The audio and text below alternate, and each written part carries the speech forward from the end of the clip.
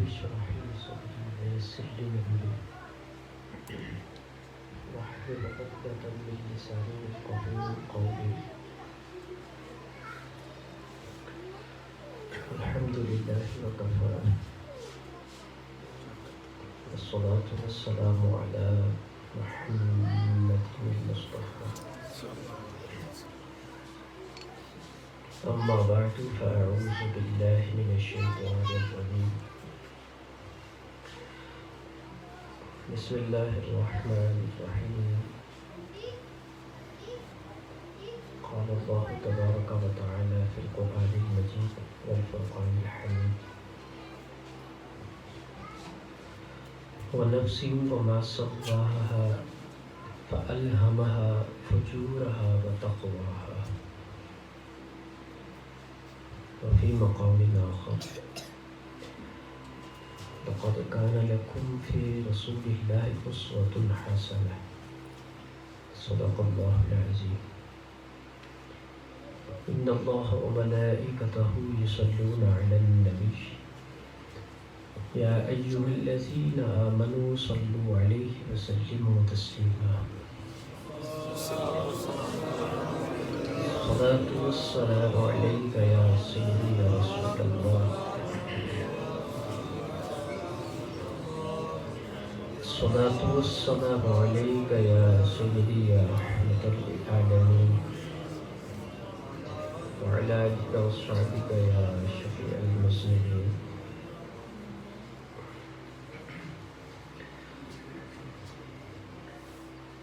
یہ گھر اس اعتبار سے بہت روئے زمین پر خوش قسمت اس وقت سمجھا جا رہا ہے جہاں پر اللہ اور اس کے محبوب کے ذکر خیر اور حضور علیہ الصلوۃ والسلام کے میلاد پاک کا ذکر ہو رہا ہے.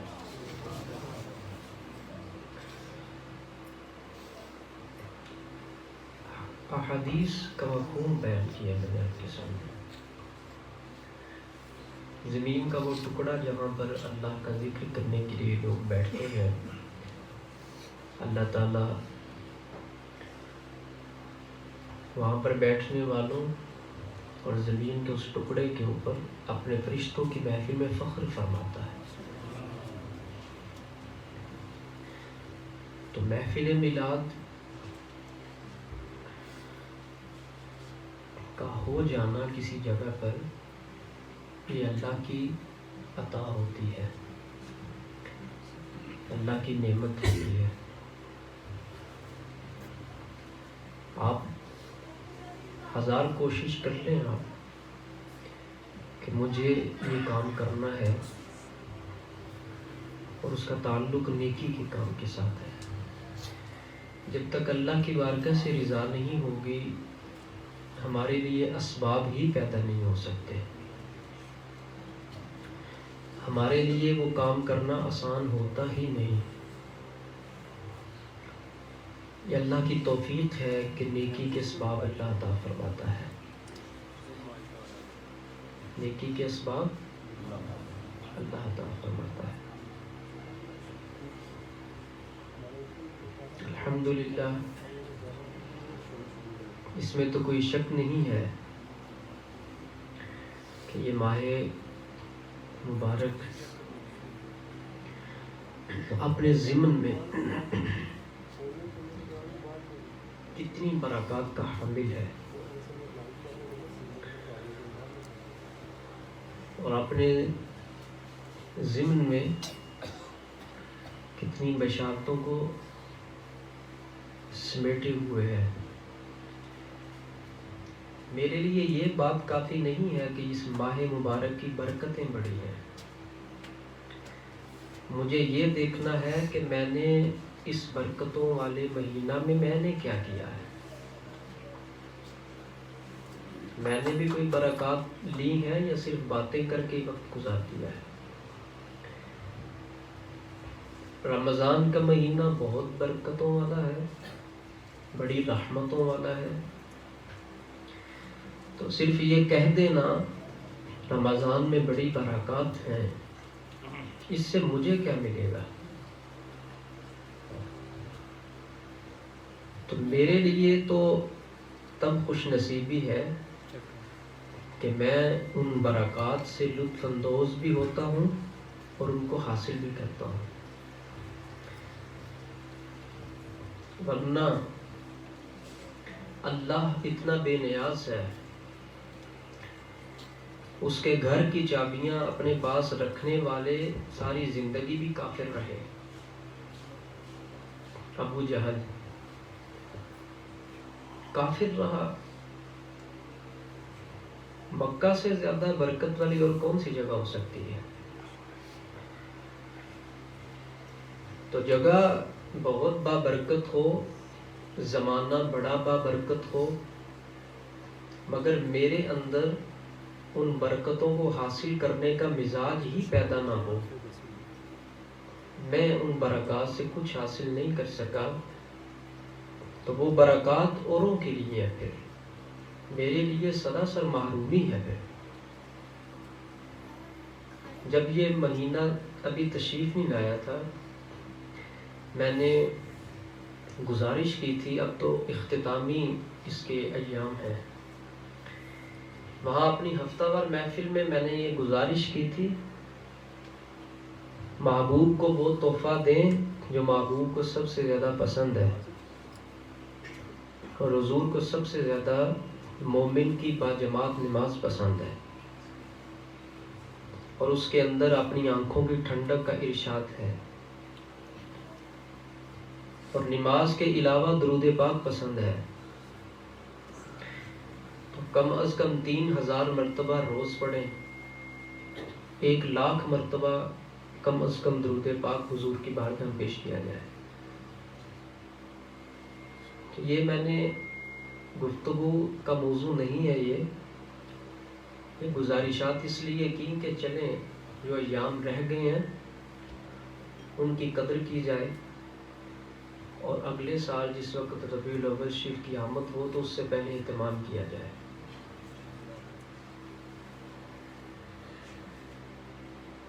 اللہ تعالیٰ نے انسان کو 2 نعمتوں سے نوازا ہے، ایک دل اور دوسرا نفس، یہ دونوں نعمتیں ہیں۔ دل خواہشات کا مرکز ہے، خواہشات اچھی بھی ہوتی ہیں، بری بھی ہوتی ہیں۔ میں تہجد گزار بن جاؤں، 5 وقت کا نمازی بن جاؤں، یہ خواہشات ہیں، اور اس کا مرکز دل ہے۔ اور دوسری نعمت نفس ہے۔ نفس خواہشات کا نہیں بلکہ جذبات کا مرکز ہے، اس میں جذبات ہوتے ہیں، محبت کا جذبہ، نفرت کا جذبہ، کسی کی مدد کرنے کا جذبہ، تو یہ جتنے جذبات ہیں یہ نفس کے اندر چلتے ہیں، اور جتنی خواہشات ہیں یہ دل کے اندر چلتی ہیں۔ تو یہ دونوں اللہ کی نعمتیں ہیں، وہ اس انداز میں نعمتیں ہیں جو لوگ اپنے قلوب کی اصلاح کر لیتے ہیں، اپنے دل کی اصلاح کر لیتے ہیں، پھر غلط خواہشات ان کو ابھارتی نہیں ہے، ان سے گناہ نہیں کرواتے ہیں، چونکہ وہ دل کی صفائی کر چکے ہوتے ہیں۔ تو یہ جو ہم لفظ بولتے ہیں نفس کو مارنا، اس مارنے کا یہ مطلب نہیں ہوتا کہ چھری پکڑ کے جیسے مرغی کو ذبح کر کے مار دیا جاتا ہے ایسے نفس کو مارنا، یہ نہیں مطلب ہوتا ہے۔ نفس کو مارنے کا مطلب یہ ہوتا ہے اس کو شریعت کا اتنا پابند کر دیا جائے، شریعت کا اتنا پابند کر دیا جائے، اور لا الہ الا اللہ کی گہری ضربیں اس پر اتنی لگائی جائیں کہ اس کی سرکشی ختم ہو جائے، اطاعت اور فرما برداری کے اندر یہ طاقتور ہو جائے، تو گناہ کرنے کی قوت اس میں کمزور ہو جائے اور نیکی کی قوت اس میں بڑھ جائے. یہ معنی ہوتا ہے نفس کو مارنے کا. تو نفس کو مارنے کا جو طریقہ کار ہے، نفس کو ختم کرنے کا جو طریقہ کار ہے، وہ صرف اور صرف شریعت کی پابندی ہے، اللہ کا ذکر ہے. جب بندہ اس کو لگام ڈال کے رکھتا ہے شریعت کی اور اللہ کے ذکر کی پابندی کرتا ہے، تو پھر نفس کی جو شریر عادتیں ہوتی ہیں وہ کمزور پڑ جاتی ہیں. مثال کے طور پر یہ نوجوان جب جی چاہا کہ آج گانا سن لیا جائے تو جی چاہا نا تو فوراً لگاتے ہیں، سن لیتے ہیں. یہ کیا ہے؟ یہ نفس کا غلبہ شر مضبوط ہے. جب جی چاہا کہ ان آنکھوں کو میلا کیا جائے تو فوراً آنکھیں اٹھا لی. یہ نفس کا غلبہ شر ہے. جب جی چاہا کہ یہ فلاں کام کر لیا جائے تو کر لیا. اللہ کا کوئی خوف نہیں ہے، حضور علیہ الصلوۃ والسلام کی غلامی کا ذرا پاس نہیں ہے. تو یہ کیا ہے؟ نفس کا غلبہ شر. اور جس وقت یہ خیال پیدا ہو جائے کہ میرا رب مجھے دیکھ رہا ہے اور مجھے یہ کام نہیں کرنا، میرا اللہ مجھے دیکھ رہا ہے، مجھے یہ کام نہیں کرنا، یہ ہے نفس کا غلبہ خیر کا غالب ہونا. جب تک انسان کے اندر یہ سوچ پیدا نہ ہو جائے اس وقت تک انسان کو محنت کرتے رہنا چاہیے. اب آپ خود دیکھ لیں ہمارے اندر کیا چیز غالب ہے اور کیا مغلوب ہے. سب سے بڑا عاشق وہی ہوتا ہے جو اپنے نفس کو کمزور کر کے شریعت کے تابع کر دے. ہمارا ایک یہ جملہ ہوتا ہے کہ یہ مخصوص گروہ جو ہے ہمارا، یہ عاشق رسول لوگ ان کا گروہ ہے. جو عاشق ہوتا ہے وہ کبھی اپنے محبوب کو تکلیف دینے والا کام نہیں کرتا ہے. ہم روزانہ کتنی تکالیف دیتے ہیں تو ہم کہاں کے عاشق ہیں، ہم کہاں کے محب ہیں. تو ہمارے اندر محبت کا پھر وہ کون سا جذبہ اور کون سی تعریف ہے. تو گزارش یہ کرنا تھا کہ دل خواہشات کا مرکز ہے اور نفس جذبات کا مرکز ہے. اگر آپ اس کو ٹھیک نہیں کریں گے تو یہ خواہشات بھی برباد کر دیں گی اور یہ جذبات بھی برباد کر دیں گے. مجھے راتوں رات امیر ہونا ہے اور مجھے فلاں کام کرنا ہی کرنا ہے. آج کل کے نوجوانوں کا کتنا جذبہ ہے. یہ کوئی ایسا فارمولہ مل جائے، میں صبح اٹھوں میری دہلیز پہ ہر چیز ہو، اوندھے منہ گر جاتے ہیں. یہ کیا ہے؟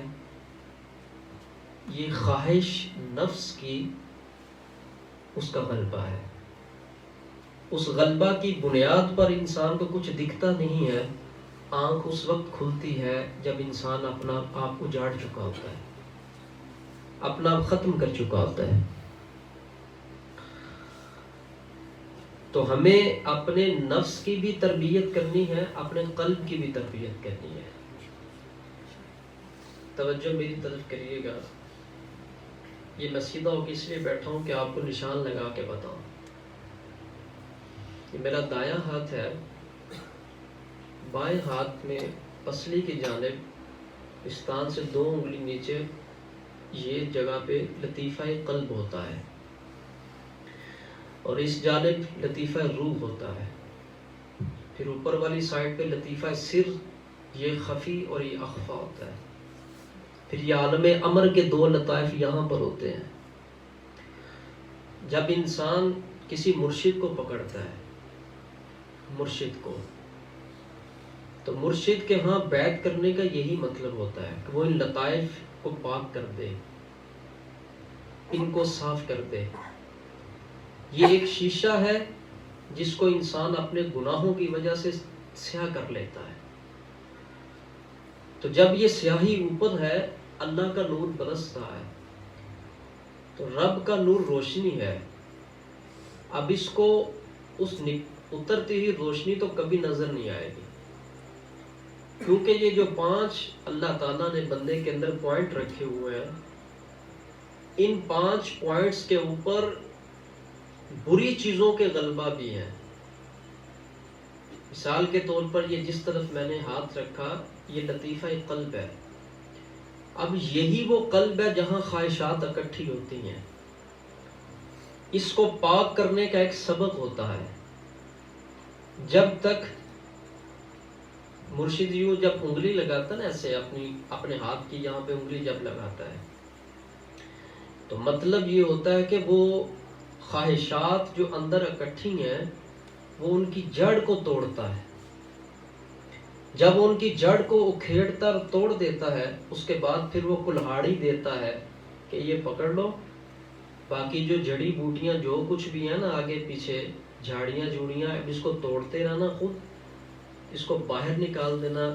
جب یہ لطیفہ نفس، لطیفہ قلب جب یہ پاک ہو جائے گا، تو پھر تمہیں خواہشات نقصان نہیں دیں گی. خواہش روٹی کی بھی ہوگی، کمانے کی بھی ہوگی، کھانے کی بھی ہوگی، پہننے کی بھی ہوگی، مگر وہ ساری خواہشات پھر صرف جائز رہ جائیں گی، ناجائز نکل جائیں گی. تو جب تک اس کو صاف نہیں کریں گے تو اس وقت تک جائز اور ناجائز سب مکس ہی ہوتا ہے اندر. مثال کے طور پر کھانا، اب میں آپ کے سامنے بیٹھا ہوں، کھانا تو میری بھی ضرورت ہے، میں بھی کھانا کھاتا ہوں، کھانا آپ بھی کھاتے ہیں. ہو سکتا ہے میں اس نیت سے نہیں کھاتا جتنی صاف نیت سے آپ لوگ کھاتے ہیں. آپ جب کھانا کھاتے ہیں تو نیت کیا ہوتی ہے، جب میں کھاتا ہوں تو نیت کیا ہوتی ہے. پیٹ دونوں نے بھر لینا ہے، مگر فرق خواہش کا ہوتا ہے کہ آپ نے کس خواہش سے بھرا اور میں نے کس خواہش سے بھرا.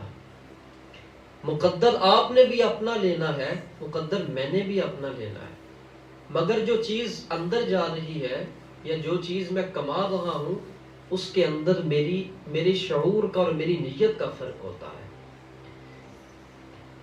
تو کل بروز قیامت انسان کے تمام اعمال جو اس سے پوچھے جائیں گے، ان کا دار و مدار نیت کے اوپر ہے. اگر انسان اس قلب کی صفائی نہیں کرتا تو یہی خواہشات اس کو برباد کر دیتی ہیں. آج کا بہت بڑا طبقہ، بلکہ میں اگر کہوں 98% جو ینگ پرسنز ہمارے نوجوان ہیں، اور نوجوانوں سے مراد وہ نوجوان نہیں کہ جنہوں نے داڑھی نہیں رکھی ہوئی. داڑھی رکھ لینا یہ کوئی اس بات کی علامت نہیں ہوتی کہ اس نے داڑھی رکھی تو داڑھی رکھنے کے بعد اب سب کچھ ہی ٹھیک ہو گیا. داڑھی الگ معاملہ ہے، مگر باطن کا کمال اور باطن کی صفائی وہ الگ چیز ہے. اس کی محنت الگ چیز ہے، اس کے معاملات الگ چیز ہے. آج ہمیں خواہش تنگ کرتی ہے نا، تو جب خواہش تنگ کرتی ہے انسان ناجائز امور کا ارتکاب کرتا ہے. کیوں ارتکاب کرتا ہے؟ اس لیے کہ نفس، قلب پاک نہیں ہے. اگر قلب پاک ہو جائے تو پھر انسان میں خواہش ہوتی ہے مگر حلال ہوتی ہے، حرام نکل جاتی ہے. یہی وجہ ہوتی ہے کہ اولیاء اللہ کی صحبت میں جب لوگ بیٹھتے ہیں وہ غلط خواہشات باہر نکالتے ہیں اور صحیح اور حلال خواہشات اندر رہنے دیتے ہیں. اگر آج کا جوان یہ سمجھے کہ میں اگر دین میں جاؤں گا، میں کسی نیک بندے کی صحبت میں بیٹھوں گا تو یہ تو مجھ سے دنیا چھڑا دے گا، آپ سے دنیا نہیں چھڑائے گا، آپ کو کانٹوں سے بچائے گا. جو کانٹے آپ کو چبھ رہے ہیں ان کا آپ کو پتہ نہیں ہے، اور جو کانٹے آپ کے حلق میں ٹھہرے ہوئے ہیں ان کا آپ کو پتہ نہیں ہے. اور جو کانٹے دار جھاڑیاں اندر پیدا ہو چکی ہوئی ہیں وہ اپنی نگاہ کے ساتھ اور محنت کروا کر ان خواہشات، غلط خواہشات کا خاتمہ کروائے گا. اب قلب ہو گیا پاک. جب قلب پاک ہو گیا اب انسان کے اندر خواہش رہتی ہے، ایسا نہیں کہ خواہش نہیں ہوتی، مگر اس خواہش کی اصلاح ہو جاتی ہے۔ تو جب تک ہم اس خواہش کی اصلاح نہیں کریں گے اس وقت تک ہم پھر دو کشتیوں کے سوار ہیں۔ کسی نے پکڑا ہو یار نماز پڑھ لیں، چلو چلتے ہیں، آج خود کچھ نہیں ہے، گناہ بھی چل رہا ہے، نیکی بھی چل رہی ہے، مگر نیکی، اس نیکی کا کیا ہے جس کے اندر 70% اور 80% ریاکاری اور گناہ کا شائبہ ہو؟ وہ کیسی نیکی ہے؟ تو میں جو اپنے اعتبار سے ضروری سمجھتا تھا آج پیغام دینا ان نوجوانوں کو، جس کے پاس جتنی عقل اور شعور ہے وہ میری گفتگو اتنا گہرے طریقے سے ضرور سمجھے گا۔ اگر آپ یہ سمجھتے ہیں کہ دیندار بننے کے بعد بہت پابندیاں آ جائیں اور دیندار بننے کے بعد ہماری زندگی کے اندر رکاوٹیں بڑی آ جائیں گی، تو یہ آپ کی بہت بڑی غلط فہمی ہے، بہت بڑی آپ کی غلط فہمی ہے۔ یہ دین آپ کو صاف کرتا ہے، دین آپ کو جینے کا ڈھنگ سکھاتا ہے، دین آپ کے اندر فَأَلْهَمَهَا فُجُورَهَا وَتَقْوَاهَا، اللہ نے فرمایا نفس کی فطرت کے اندر اچھائی بھی ہے اور نفس کی فطرت کے اندر ہی برائی ہے۔ تو جو چیز فطرت کے اندر ہے وہ باہر تو نہیں نکلے گی پھر، مگر اللہ تعالیٰ نے اس کو نکالنے کے لیے ایک بہت بڑی طاقت عطا فرمائی کہ جو چیز فطرت میں داخل ہو چکی ہے اس کو تم باہر نہیں نکال سکتے۔ اس کو اگر کوئی چیز باہر نکال سکتی ہے اللہ نے اس کا بھی ذکر فرما دیا۔ اب دیکھیں نا کتنی قوت والی چیز ہے، اس کا میں ذکر بعد میں کرتا ہوں، اس پوائنٹ کو نوٹ کر لیجئے۔ سب سے زیادہ اللہ تعالی کی عبادت کی جاتی ہے دنیا کے اندر۔ ایک شخص نے مجھ سے پوچھا، دیکھو میرا اپنا پوائنٹ آف ویو ہے، آپ کو اس سے اعتراض ہو سکتا ہے، یہ لازم نہیں کہ میں جو بات کر رہا ہوں یہ کوئی میں آپ کے اوپر مسلط کر رہا ہوں، آپ کی اپنی رائے آپ اپنے علم سے قائم کر سکتے ہیں۔ مجھے کبھی اس بات کی اللہ مجھے بچائے کہ ایسی خواہش ہو کہ جو میں کہہ رہا ہوں وہ میں نے مسلط بھی کرنا ہے۔ جو مجھے دین پڑھ کے سمجھ آیا وہ بیان کرنے کی کوشش کر رہا ہوں، جو بڑوں سے سمجھا۔ دنیا کے اندر کوئی اتنا بڑا بت نہیں ہے جس کی پوجا کی گئی ہے، سب سے زیادہ جس کی پوجا کی گئی ہے وہ نفس کی پوجا کی گئی ہے۔ نفس سے بڑا بت کوئی نہیں ہے کائنات کے اندر۔ یہ بات تو بڑی گہری اور باریکی کی تھی، چلے میں نے نکل گئی، مجھ سے کہہ دی میں نے۔ ایک شخص کہے اللہ نے جس کو پیدا کیا، آپ کہہ رہے ہیں یہ نعمت ہے، اب یہ بت کیسے بن گیا؟ تو یہ اشارات ہوتے ہیں باتوں کے، مطلب یہ ہے کہ جنہوں نے بت بھی بنائے تو انہوں نے اسی کی تو مان کے بنائے۔ جنہوں نے یہ کہا کہ ہمارا سورج خدا ہے تو انہوں نے کیا خدا کی بات مانی؟ انہوں نے تو اس کی بات مانی نا، اندر اس نے کہا۔ تو جنہوں نے کہا درخت ہمارا خدا ہے تو ان کو مشورہ کس نے دیا درخت تمہارا خدا ہے؟ ان کو بھی تو اسی چیز نے برباد کیا نا۔ تو کائنات کے اندر سب سے زیادہ لوگ جس کی بات مانتے ہیں وہ نفس ہے، اور نفس کی سب سے زیادہ پوجا اس معنی میں کہہ رہا ہوں کہ تسلیم کرنا۔ تو آپ دیکھ لیں یہ جتنے لوگ بھی بیٹھے ہوئے نوجوان، ہمارے اندر ہمت نہیں پیدا ہوتی کہ ہم نماز کے ٹائم کے اندر نماز پڑھ سکیں۔ وجہ بتائیے کیا ہے؟ نفس غالب ہے۔ افرأیت من اتخذ الہہ ہوا، اے محبوب کیا آپ نے ان لوگوں کو دیکھا نہیں ہے جنہوں نے اپنی خواہش کو اپنا معبود بنا لیا؟ تو خواہش کس چیز کا نام ہے؟ خواہش اسی نفس کا نام ہے۔ تو اللہ تعالیٰ نے فرمایا فَأَلْهَمَهَا فُجُورَهَا وَتَقْوَاهَا، نفس کی فطرت میں برائی اور نفس کی فطرت میں اچھائی، تو یہ دونوں چیزیں اس کی فطرت کے اندر ہیں۔ اب آئیے اس پوائنٹ کے اوپر جہاں میں لے کر جانا چاہ رہا تھا آپ کو، اور اتنی گفتگو کی آپ کے سامنے، کہ قلب اس میں دونوں سمندر چل رہے ہیں، برائی کا بھی اچھائی کا بھی، اور نفس اس میں بھی دونوں طرح کے جذبات چل رہے ہیں، اچھے بھی اور برے بھی۔ لیکن یہ صفائی جب تک نہیں ہوگی اس وقت تک نہ نفس پاک ہوگا نہ قلب پاک ہوگا. اور یہ بہت بڑی چیزیں ہیں جو انسان کو رب سے کاٹ رہی ہیں. یہ کوئی چھوٹی چیز ہے جو انسان کو رب سے کیا کر دے؟ اب اس کے لیے بہت بڑی کوئی چیز چاہیے تھی کہ جو رب کے اندر اور بندے کے اندر رکاوٹ نہ پیدا ہونے دے. اور وہ کیا ہے؟ اللہ تعالیٰ نے فرمایا اے بندو تمہیں میں نے پیدا کیا ہے اور تمہیں اگر کوئی چیز بچا سکتی ہے تو وہ میرے نام کا ذکر بچا سکتا ہے. اور اسی کو یوں فرما دیا الا بذکر اللہ تطمئن، یہ اس کی تشریح ہے. تمہیں میرا نام لینا ہی بچا سکتا ہے، اس کے علاوہ تمہیں کوئی اور شے بچا نہیں سکتی، چونکہ یہ چیزیں میں نے پیدا کی ہیں اور میں ان کا انٹرو دے رہا ہوں. وَنَفْسٍ وَمَا سَوَّاهَا، اور اللہ نے اس مقام پر توجہ چاہتا ہوں، اس مقام پر نفس کی بات ایویں سادے انداز میں نہیں کر دی، قسم اٹھا کے فرمائی. وَنَفْسٍ وَمَا سَوَّاهَا، اور نفس اور قسم ہے اس کی کہ یہ جو نفس ہے نا اس میں اس کی فطرت میں برائی بھی ہے اور اس کی فطرت میں اچھائی بھی ہے. مطلب کیا؟ اس میں اچھی چیزیں بھی ہیں، اس میں بری چیزیں بھی ہیں. اب بری کو باہر نکالو، اس کی اصلاح کر لو. اگر اس کی اصلاح نہیں کرو گے تو یہ تمہیں گمراہ کر دے گا. آج جو لوگ قادیانی بن رہے ہیں، اسلام سے خارج ہو رہے ہیں، تو بتاؤ ان کو شیطان نے ہاتھ پکڑ کے اسلام سے باہر نکالا ہے؟ کس چیز نے نکالا ہے؟ خواہش نے. اصلاح نہیں نہ کی تو کفر میں جا گرے. تو جو لوگ ابھی تک جن کی زندگی میں 5 وقت کی نماز پوری نہیں ہے، تو ہم کہتے ہیں اللہ میں شیطان سے بچائے. بندہ خود بہت بڑی چیز ہے، بہت بڑی چیز ہے. یہ ہر چیز شیطان کے اوپر پھینک رہا ہے، ہر چیز شیطان کے اوپر پھینک رہا ہے. اللہ نے عقل نہیں دی ہمیں. شیطان کسی سے بھی یہ بات نقطہ پوائنٹ ذہن میں رکھیے گا، اکورڈنگ ٹو لائٹ آف قرآن، قرآن کی بالکل روشنی کے مطابق ہے. شیطان صرف وسوسہ پھینکتا ہے، یاد رکھیے گا یہ بات.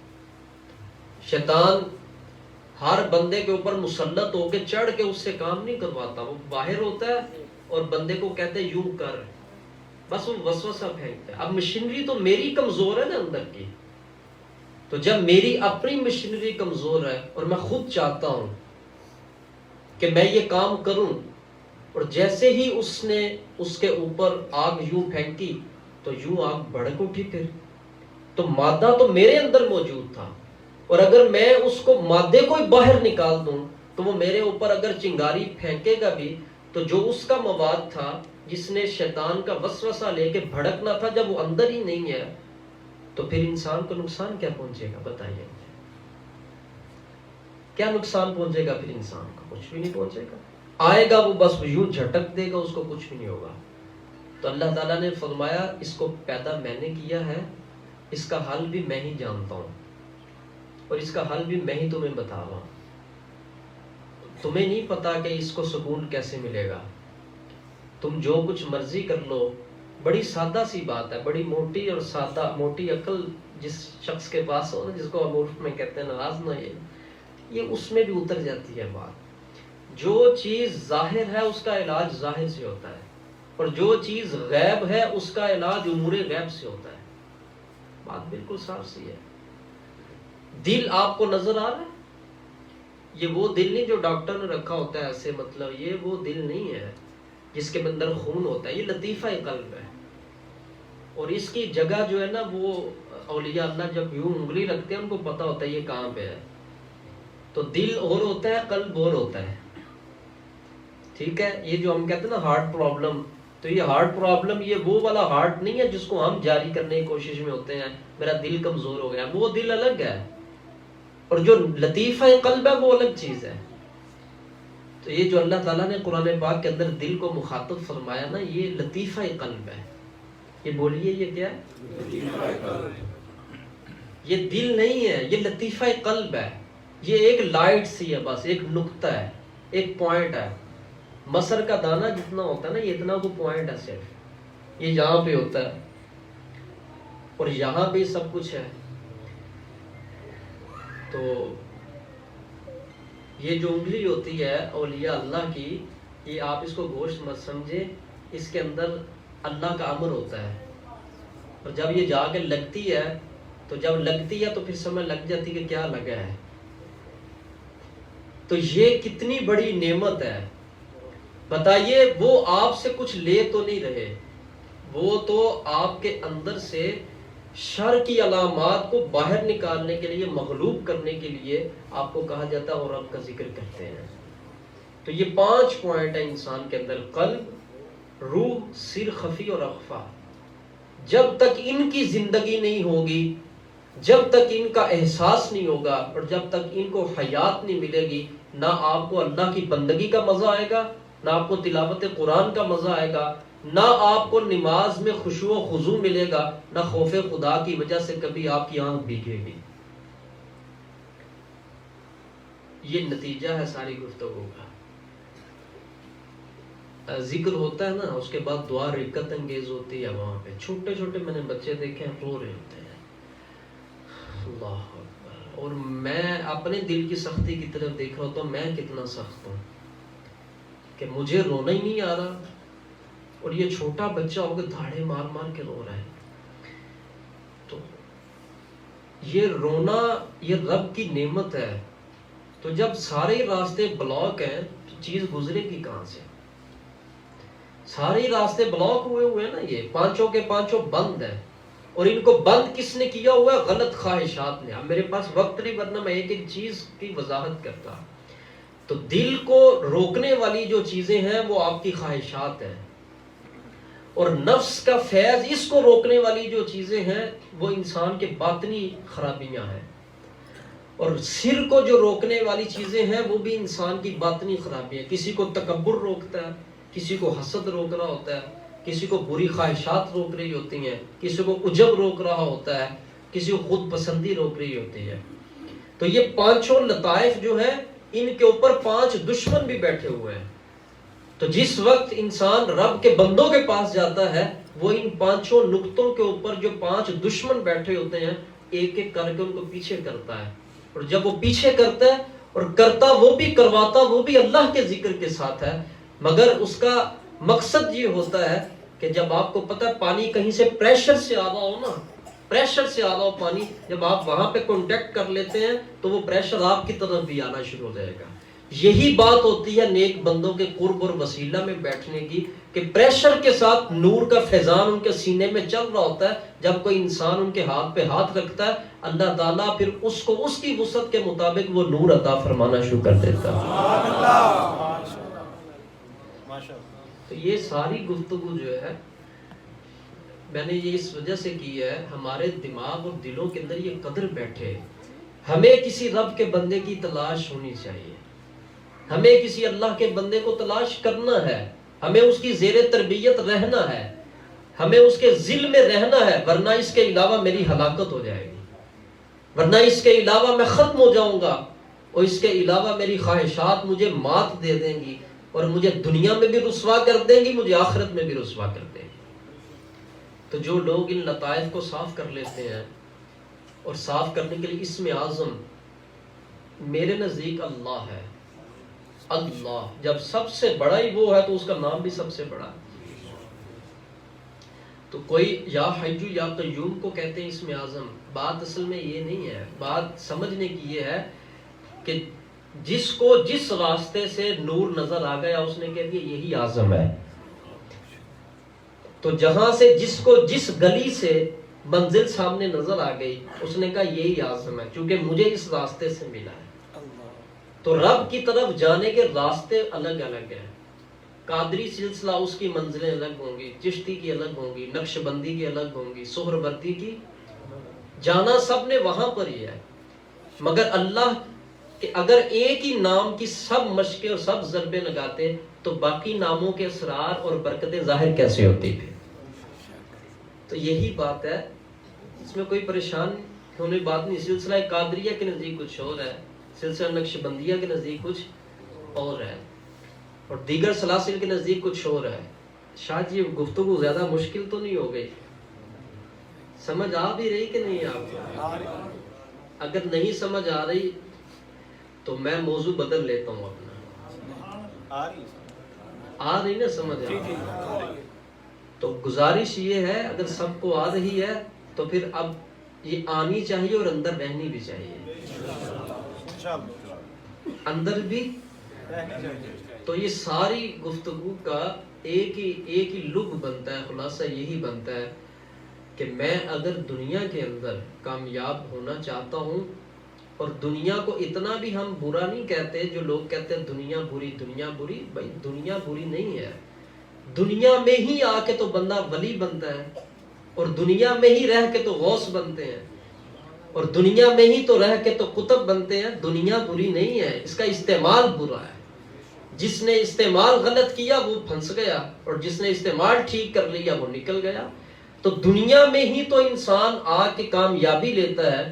ولی کوئی جنت میں جا کے ولی بنیں گے جی، یا پیچھے سے ولی بن کر آتے ہیں؟ اسی دنیا میں آ کے ولی بھی بنتے ہیں، اسی دنیا میں آ کے غوث بھی بنتے ہیں، اور اسی دنیا میں آ کے قطب بھی بنتے ہیں. تو یہ استعمال کی بات ہے، یہ صحبت کی بات ہے، یہ فکر کی بات ہے، اور یہ شعور کی بات ہے. شعور بدل گیا، فکر بدل گئی، صحبت بدل گئی، اور نیک لوگوں کا ساتھ مل گیا تو پھر وہ دنیا بھی ٹھیک ہو گئی، آخرت بھی ٹھیک ہو گئی. تو دنیا بری ہونے کا یہ مطلب نہیں ہے کہ کھانا پینا چھوڑ دو، فقر اس کا نام نہیں. میں نے ایک مرتبہ پہلے بھی چند دن پہلے گفتگو میں یہ بات عرض کی تھی، فقر روٹی چھوڑنے کا نام نہیں ہے کہ روٹی میں نے کھانی چھوڑ دی تو میں فقیر بن گیا. بات صرف سمجھنے کی یہ ہے کہ جب کسی شر کو کمزور کرنا ہو تو پھر بزرگ یوں بھی کرتے رہے ہیں. یہ ہم سے ہو تو نہیں سکتا لیکن نالج کے لیے سن لیں بس. کمزور کرنے والوں نے اپنے نفس کو یوں بھی کمزور کیا، پتہ نا یہ کھانا زیادہ مانگتا ہے مجھ سے، روٹی زیادہ کھاتا ہے، یہ جب کھاتا ہے تو پھر بلا دڑک کھائی جاتا ہے، اور اس کے اندر کھانے کے بعد کوئی پھر بندگی کا خیال بھی نہیں آتا.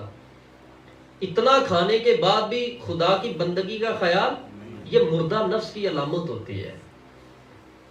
اتنی نعمتیں رب روز کھلاتا ہے ہمیں، اور ہمیں اس کو سجدہ کرنے کی فکر کا نہ ہونا، یہ مرے ہوئے نفس کی علامت ہوتی ہے، یہ مرے ہوئے قلب کی علامت ہوتی ہے. تو نفس کی شرارتوں کو ختم کرنے اور کمزور کرنے کے لیے رب کے بندوں نے یہ بھی حربے استعمال کیے کہ روٹی لکڑی کی بنا لی، اور لکڑی کی روٹی بنا کے اپنے گلے میں ڈال لی. جب بھوک لگی تو اس کو منہ میں ڈالنے لگے اور کہنے لگے چبا اس کو، اب کھانا اس کو، اب تیری بڑی خواہش ہے تو کھا، تو ایک میرے سے سودا کر لے، میں تجھے وہ روٹی کھلا دوں گا جو نرم ہے. تو کون سا سودا؟ تو مجھے اللہ کی طرف جانے سے روکے گا نہیں، تو مجھے حضور کی شریعت پر جانے سے روکے گا نہیں، میں تجھے وہ کھانا بھی کھلاؤں گا، تجھے پانی بھی پلاؤں گا، تجھے وہ پھل بھی کھلاؤں گا، ساری نعمتیں کھلاؤں گا، پہلے میرے سے بات کر. اگر تو روکے گا تو پھر یہ لکڑی کھا، پھر یہ بناوٹی روٹی کھا. پھر اب کرنے والوں نے اس کو مغلوب کرنے، یہ تو ان لوگوں کی بات ہے نا جن کو فکر ہوتا ہے، تو یہ سارے وہ کام کرتے ہیں. تو جس وقت اندر سے آواز آئی، یہ آوازیں کیا ہوتی ہیں؟ یہ در حقیقت ایک سفر میں پیدل چل چل کے تھکانا ہوتا ہے، اور تھکا کے جب تھک جاتا ہے نا بندہ تو بیٹھ جاتا ہے، اس کی ساری قوت کیا ہو جاتی ہے؟ کمزور. جتنا مرضی کڑیل بندہ ہو اس سے زیادہ محنت کرواؤ تو وہ تھک جائے گا. جب وہ تھک جائے گا تو ہانپتا ہوا وہ نیچے لیٹ جائے گا، کہے گا میرے اندر ہمت نہیں ہے. اس کو پھر اس سے کمزور ترین انسان اس پر حملہ کرے تو وہ اس کا جواب نہیں دے سکتا. دے سکتا ہے؟ یہی بات ہے. یہ نفس اس کو کمزور کرائے، اور کمزور کرانے کا اس کو یہی طریقہ ہے جو میں نے ابھی عرض کیا. پھر دنیا کی نعمتیں آپ کو تکلیف نہیں دے گی. گاڑی یہ دنیا نہیں ہے. جو اس دور کے اندر، کیا اس دور میں ولایت بند ہے؟ اللہ کے ولی ابھی بھی موجود ہے. کیا وہ گاڑیوں میں نہیں بیٹھتے؟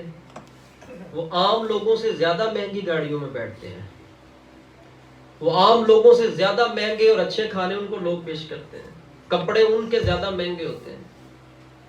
ٹھیک ہے، پھر انہوں نے چھوڑا کیا؟ مجھے یہ بتائیں. گاڑیاں ان کے پاس ہیں، بڑے بڑے گھروں میں وہ رہتے ہیں، اچھے اچھے کھانے وہ کھاتے ہیں، اچھے اچھے لباس وہ پہنتے ہیں. انہوں نے چھوڑا کیا پھر؟ ہاں، ایک وقت ہوتا ہے ہر چیز کا. وہی بات جو میں نے پہلے عرض کر لی، جس وقت وہ اس کے اندر سے بری خواہش نکال دیتے ہیں پھر گاڑی میں بیٹھنا ان کو تنگ نہیں کرتا جو ہمیں تنگ کرتا ہے. میرے پاس گاڑی ہے, میں امیر ہوں, میں نے آج یہ پکایا ہے, میں نے حضور 4 حج کیے, تم نے حج کیے, یہ 4 کا مطلب کیا ہے؟ بعض لوگ کہتے ہیں میں جب 4تھی مرتبہ حج پہ گیا نا تو پھر یوں ہوا, تو حج پہ گیا بس بات کافی ہے, 4تھی مرتبہ کا کیا مطلب ہے نا؟ پھر اندر آواز ہمارے, وہ آواز جو ہے نا یہ نفس کی شرارت ہے, اور جب یہ میں ختم ہو جاتی ہے, وہ محلات میں بھی بیٹھے تو ان کے لیے باعث فخر نہیں ہوتا. وہ گاڑیوں میں, بڑی بڑی گاڑیوں میں بیٹھے تو وہ گاڑیاں ان کو اچھال کے نہیں رکھتی اوپر, وہ اچھے اچھے کھانے بھی ان کے سامنے ہوں, وہ کہتے ہیں ٹھیک ہے بس ضرورت پوری کرنی ہے. اندر کی خواہش نہیں ہوتی, خواہش صاف ہو چکی ہوتی ہے. جب تک انسان اپنی خواہش صاف نہ کرے تب تک پھر وہ جو بھی استعمال کرے گا وہ اس کو دھکیلے گا ضرور, اس کو دلدل میں ضرور ڈالے گا. اور جب انسان اپنی خواہش کو صاف کر لیتا ہے, اپنے قلب کو صاف کر لیتا ہے, اپنے نفس کو صاف کر لیتا ہے, وہ بڑی کوٹھی میں بھی رہے تو شریعت کب روکتی ہے؟ بڑی لینڈ کروزر گاڑیوں میں بھی آئے جائے شریعت کب روکتی ہے؟ یہ سواری ہے. اللہ کے بندوں, رب کا جو قرب ہے وہ یہ چیزیں نہیں روک سکتی, یہ نفس کی خواہش ہے. جب بندہ اندر بیٹھتا ہے تو اس کا مزاج بگڑ جاتا ہے. جب انسان بڑے گھر میں رہتا ہے تو مزاج بگڑ جاتا ہے. جب بڑا گھر بن جائے تو اس کا انداز بدل جاتا ہے, اور جب اس کے پاس پیسے آ جائیں اس کی بات کرنے کا طریقہ بدل جاتا ہے. یہ سب بری خواہشات ہوتی ہیں, یہ سب برے جذبات ہوتے ہیں. اور اگر کوئی فقیر جو ہے, میں آپ کو اگر ایک لائن میں سنانا چاہوں تو اس میں بہت زیادہ اس میں مطلب حوالہ جات ہیں میرے پاس الحمدللہ. بڑے بڑے صحابہ کرام بہت امیر تھے, بہت امیر تھے. آج کل کی اگر سب سے مہنگی جو گاڑی ہے جس کو آپ سمجھتے ہیں, عرب کے اندر جس وقت اس سواری کو سمجھا جاتا تھا وہ گھوڑا اونٹ تھا نا, اور عربی نسل کا گھوڑا جو ہے وہ سب سے زیادہ مہنگا ہوتا تھا. صحابہ نے وہ بھی استعمال کیے ہیں. اب آپ کیا کہیں گے کہ صحابہ کرام نے اتنے مہنگے گھوڑے, وہ سواری تھی اس دور کی, مگر وہ ان لوگوں کو اس چیز کے استعمال کرنے غرور میں نہیں ڈالا, تکبر میں نہیں ڈالا, ان چیزوں نے رب سے دور نہیں کیا. ہمارا مسئلہ یہ ہے, ہمارے پاس چیزیں ہیں مگر وہ رب اور بندے کے درمیان رکاوٹ بن گئی ہوئی ہے. ہمارے پاس چیزیں ہیں, اس نے ہمارے مزاج کو بگاڑ دیا ہے. ہمارے پاس دنیا کی دولت ہے, اس نے ہمیں بخار چڑھا کے رکھ دیا ہوا ہے, اس نے ہمیں ہیضہ کروا دیا ہوا ہے, اس نے ہماری نیت کو خراب اور فاسد کر کے رکھ دیا ہوا ہے. تو اللہ کے نیک بندے جو ہوتے ہیں اللہ ان کو بھی نوازتا ہے, اور اتنا نوازتا ہے کہ لوگ پیچھے ہوتے ہیں چیزیں لے لے کے, وہ اپنے مزاج میں چاہتے ہی نہیں ہیں, وہ چاہتے ہی نہیں ہیں, لوگ رکھ کے چلے جاتے ہیں. اب یہ چیز ان کو تکلیف نہیں دے گی. اب نفس کی جستجو نہیں ہے, اب نفس کی طلب نہیں ہے, اب نفس کی خواہش نہیں ہے. اب اگر بیٹھیں گے بھی تو ضرورت کے لیے, اب کھائیں گے بھی تو ضرورت کے لیے, پہنیں گے بھی تو, مگر میری ضرورت نہیں ہوتی. میری ضرورت کے ساتھ کچھ اور بھی اندر ہوتا ہے. میں گھر میں رہتا ہوں, میری ضرورت کے ساتھ اندر کچھ اور بھی ہوتا ہے. میں گاڑی میں بیٹھتا ہوں, میری ضرورت کے ساتھ کچھ اور بھی اندر ہوتا ہے. وہ جو کچھ اور اندر ہے جس نے میرا دماغ خراب کیا ہوا, یہ ہے غلط خواہشات. اور انہی کی پاکی کے لیے اللہ تعالیٰ نے قرآن میں فرمایا ہے, انسان اپنے آپ کو ٹھیک کر لو ورنہ یہ دنیا کی خواہشات تمہیں رب سے توڑ کے رکھ دیں. اللہ سے ٹوٹا ہوا رشتہ آج کس کس کو دکھ دے رہا ہے؟ ہم اپنے آپ کو رب سے جڑا ہوا سمجھتے ہیں, ہمارے پاس کیا دلیل ہے؟ بتائیے ذرا, اپنے آپ سے خود پوچھ کے اپنے آپ کو بتا دیے. میں اپنے آپ سے سوال کرتا ہوں, یہ کوئی تقریر تو مجھے نہیں کرنی آتی, یہ تو میں پہلے اعتراف کرتا ہوں, مجھے گفتگو نہیں, میں سادی باتیں میرے پاس کرنے کے لیے بس. تو یہ شعر و شاعری بھی مجھے کوئی نہیں آتی, نہ مجھے کوئی بناوٹی الفاظ میرے پاس ہیں. یہ صاف سیدھی ان کی مہربانی, یہ بلا لیتے ہیں لوگ بات کرنے کے لیے, ورنہ وہ جو تقریر کا فن ہوتا ہے میں خود اعتراف کرتا ہوں مجھے نہیں آتی گفتگو کرنی, نہ میرے پاس کوئی اتنا فن ہے گفتگو کرنے کا. یہ صاف سیدھی سی باتیں میں اپنے آپ سے پہلے پوچھتا ہوں, پہلے میں کس بنیاد پر یہ سمجھتا ہوں کہ میرا رب سے تعلق ہے, وہ بنیاد کیا ہے؟ میں کس بنیاد پہ یہ سمجھتا ہوں کہ میرا حضور کے ساتھ تعلق ہے, وہ بنیاد کیا ہے؟ وہ آپ اپنے آپ سے پوچھ لیجئے, اور پوچھنے کے بعد جب کبھی میرے سے ملاقات ہوگی تو ہم بیٹھ کے آپس میں اس پر سوال جواب کر لیں گے. اپنی اصلاح کرنی ہے نا ہمیں. بنیاد کیا ہے میرے پاس جس بنیاد پہ میں یہ سمجھتا ہوں کہ میں اپنے رب کے ساتھ جڑا ہوا شخص ہوں؟ کلمہ پڑھنا وہ اسلام کی بنیاد، میں اس کی بات نہیں کر رہا، کلمہ ہی صرف کافی نہیں ہے، اس کے بعد بھی بڑے احکامات ہیں۔ میں کس بنیاد پہ یہ سمجھتا ہوں کہ میرا تعلق ہے اللہ کے ساتھ، اور کس بنیاد پہ میں یہ سمجھتا ہوں کہ میرا تعلق ہے حضور کی بارگاہ کے ساتھ، وہ دو بنیادیں ذرا سوچ لیجئے گا۔ سوال بنتا ہے کہ نہیں بنتا؟ اگر بنتا ہے تو پھر اس کا جواب جب میرے پاس آپ میں سے کسی کی صورت میں آئے گا نا، مجھ سے کوئی بات کرنے کے لیے شرمانا نہیں ہے۔ اگر میں ڈاکٹر حکیم کو چھپے ہوئے مرض بتا سکتا ہوں تو اس مرض کا علاج سب سے زیادہ ضروری ہے۔ جو آپ بتائیں گے، جو کچھ سیکھا ہوا ہے بڑوں سے، پھر میں کچھ عرض کروں گا، آپ اس بنیاد پہ سمجھتے ہیں کہ میں اللہ سے جڑا ہوا شخص ہوں، آپ اس بنیاد پہ سمجھتے ہیں کہ میں حضور سے جڑا ہوا شخص ہوں، اس بنیاد کو ہم دیکھ لیں گے، اس پر بات کر لیں گے۔ تو اس لیے اللہ تعالیٰ نے قرآن پاک کے اندر واضح طور پر انسان کی رہنمائی کے لیے فیصلے کر دیے ہوئے ہیں۔ یہ فیصلہ کن باتیں ہیں قرآن کے اندر، اور اللہ تعالیٰ نے یہ فیصلہ کن باتیں ارشاد فرماتی ہیں، اللہ بذکر اللہ تطمئن گارنٹیڈ بات ہے۔ اب اس کے بعد تمہیں گارنٹی کی ضرورت نہیں پڑے گی۔ اے لوگو جان لو، اللہ نے خطاب مضمون شروع کرنے سے پہلے جان لو کا مطلب کیا ہے؟ خبردار ہو جاؤ، اس کے علاوہ کوئی بات نہیں ہے۔ وہ یہی بات ہے حرف کن، اور حرف فیصلہ یہی بات ہے۔ جان لو کہ اللہ کے ذکر کے اندر تمہارے قلوب کو چین ملے گا، سکون ملے گا۔ اگر اس سے بڑھ کر کوئی بات ہوتی اللہ اس چیز کا ذکر فرماتا ہے، اور آج اس کا تجزیہ لینا 1 منٹ کی صرف بات ہے۔ جس بندے کے دل میں سکون نہیں ہے، وہ لاکھ ٹکرے مارتا پھرے دنیا کی چیزوں کے ساتھ، دنیا کی چیز بولے گی اس کو کہ میں تجھے سکون دوں گی، میں تجھے سکون دیتی ہوں، یہ چیز فلاں چیز فلاں چیز، یہ کہے گی کہ جب آپ کو سکون کی ضرورت ہو آپ ان کو جا کے کلاوہ مار لیں، مجھے سکون کی ضرورت ہے، میں لینے آیا ہوں سکون تو اس سے، یہ دے گی سکون آپ کو؟ جو بندہ اندر کا بادشاہ ہے وہی باہر کا بادشاہ ہے۔ جس کے اندر سکون ہے اس کا باہر بھی سکون ہے، اور جس کے اندر ہی سکون نہیں ہے اس کے باہر بھی بے سکونی ہے۔ 2 لفظوں کی بات ہے بس۔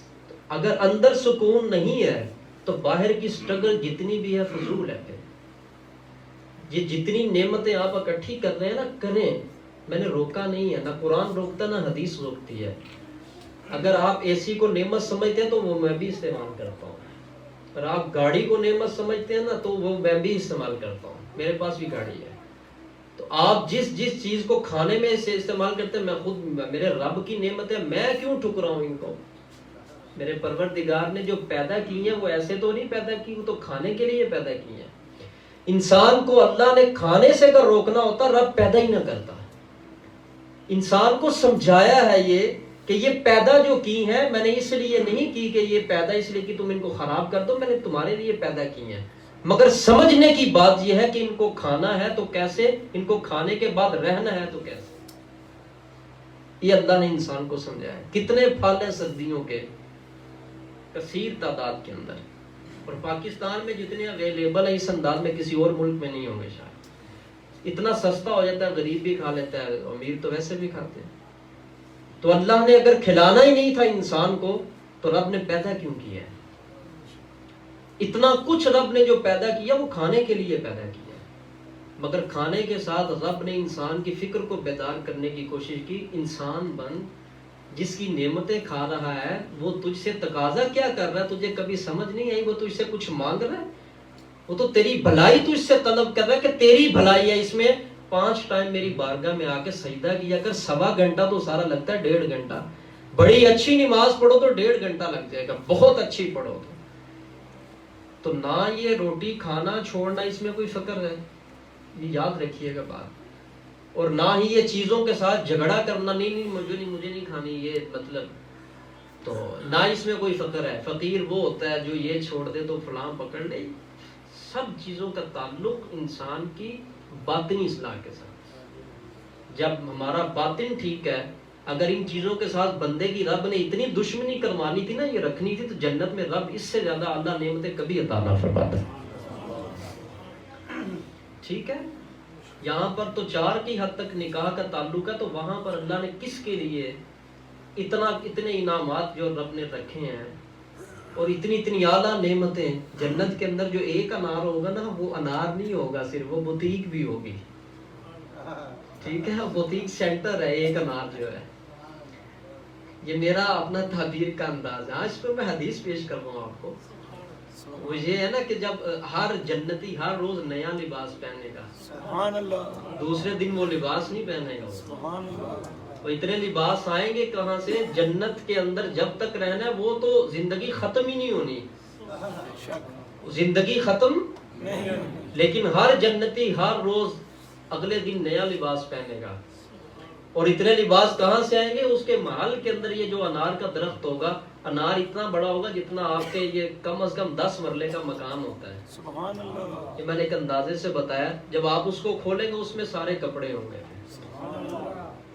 تو ہر کپڑا جو آپ نے ایک مرتبہ استعمال کیا ہوگا نا، آپ نے ساری زندگی، نہ ختم ہونے والی زندگی میں رہنا. دوبارہ اس جیسا پھر آپ نہیں پہنیں گے، اس سے اعلیٰ یہ اللہ آپ کو پہنائے گا. بتائیں رب کی قدرت کے مزے،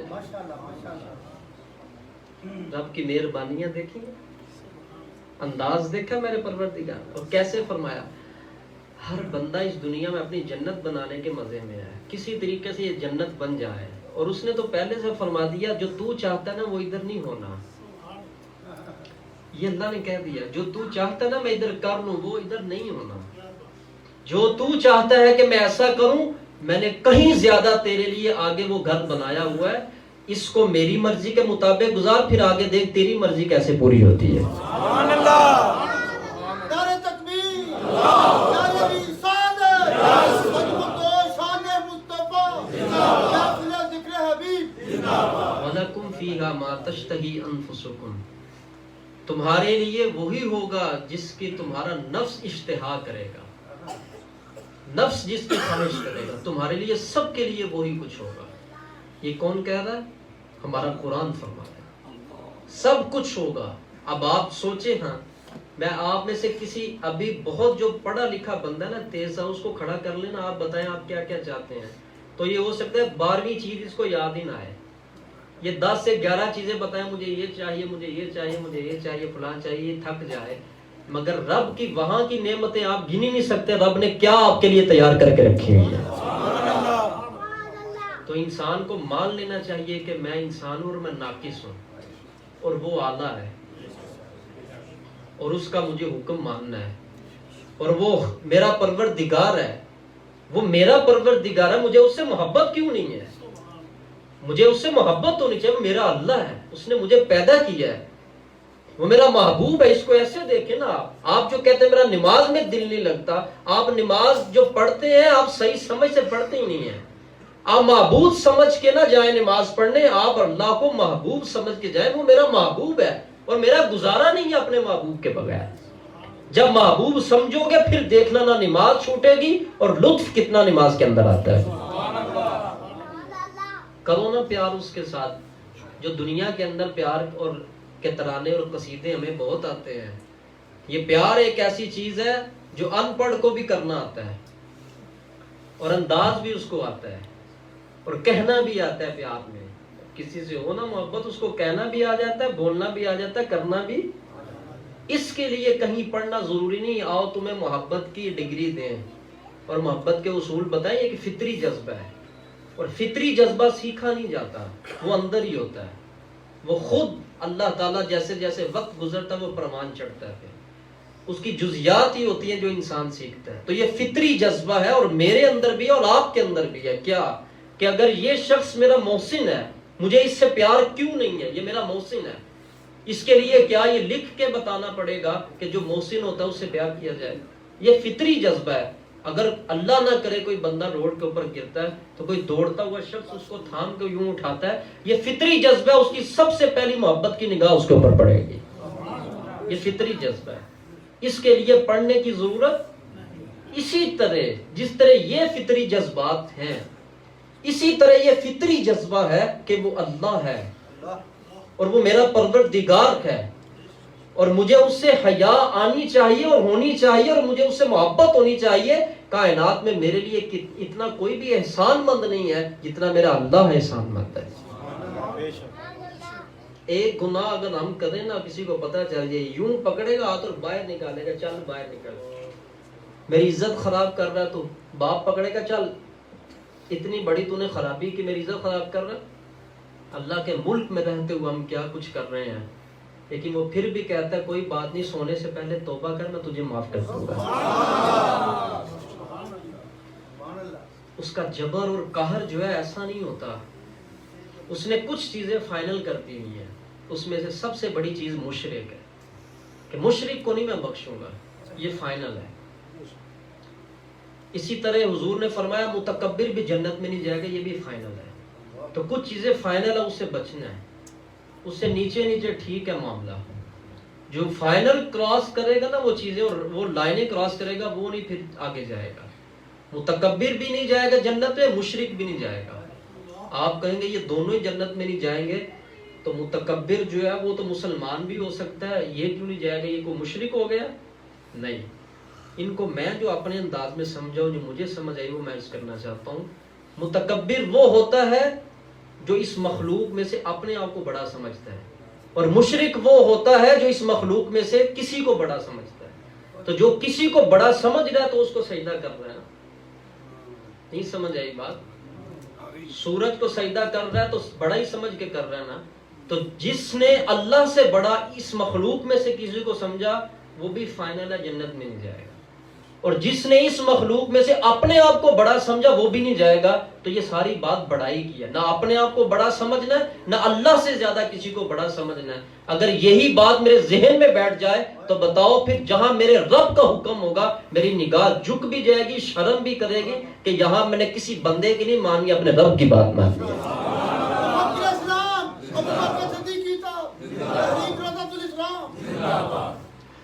تو نہ کسی کو بڑا سمجھنا ہے اور نہ اپنے آپ کو بڑا سمجھنا ہے. جس نے کسی کو سمجھا وہ مشرک بن گیا. اور شرک کی بھی دو قسمیں، ایک اکبر شرک، ایک اصغر شرک. تو اسلام لانے کے بعد بھی شرک اصغر ہوتا ہے ریاکاری. اندر وہ جذبہ نہیں موجود مگر کسی کو دکھانے کے لیے کر رہا ہے. اب رخ ہو گیا بندے کی طرف. کس کی طرف ہو گیا؟ یہ اسلام کے باوجود، ریاکار ہونے کے باوجود چھوٹا مشرک ہے. تو جو مشرک ہے اللہ تعالیٰ کی بھی پھر غیرت ہے نا اس مالک کی، وہ میرا رب ہے، میں کر کیا رہا ہوں اور میں کس انداز کی سوچ پیدا کر رہا ہوں. ایک تو میں اپنے آپ کو بڑا سمجھتا ہوں اگر، تو یہ المتکبر کی صفت رب کی ہے. فرماتا ہے خبردار یہ کام نہیں کرنا.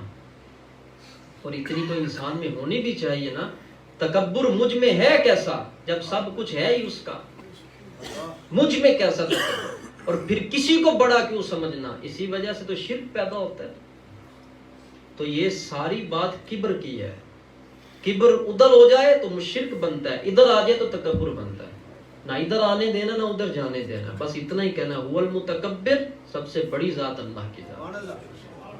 اور مجھے اس کی بندگی کا خیال کرنا ہے اور مجھے اس کی بارگاہ کے اندر جھکنا ہے. جتنی ابھی تک میں نے گفتگو کی جتنی جگہوں پر، اگر ہم لوگ زندہ لوگ ہوتے تو میرے ساتھ ایک لمبی تعداد نوجوانوں کی الحمدللہ آ رہے ہیں، مگر میری خواہش کے مطابق جڑ چکی ہوتی ایک نوجوانوں کی لمبی تعداد کہ آپ کون سی کوئی اپنی بات کر رہے ہیں، آپ تو ہماری بات کر رہے ہیں.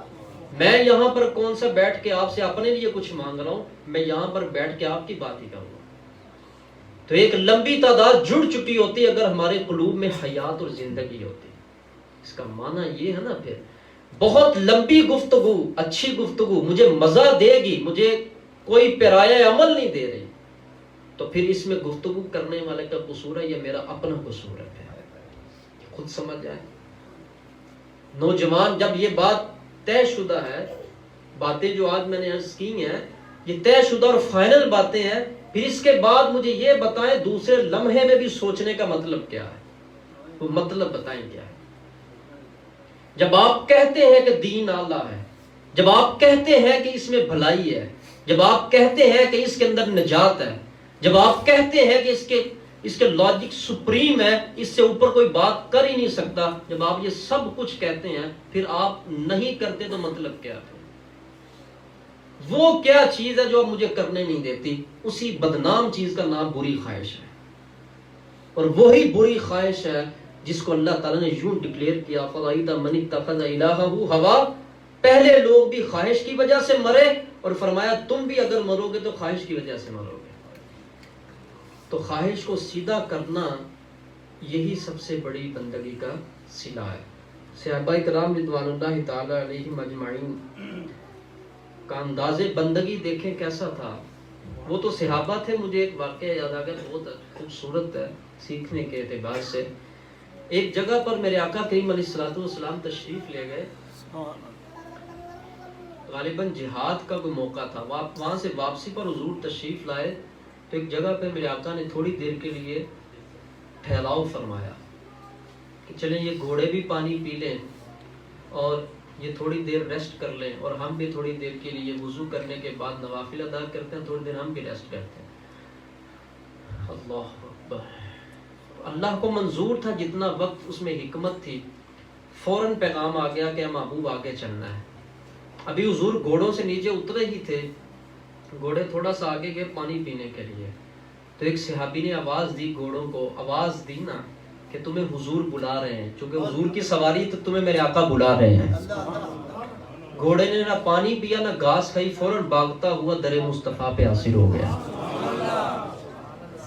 تو جیسے ہی حضور کی بارگاہ میں ایک کو آواز دی، چار دوڑ کر آ گئے، چار بھاگتے ہوئے آئے۔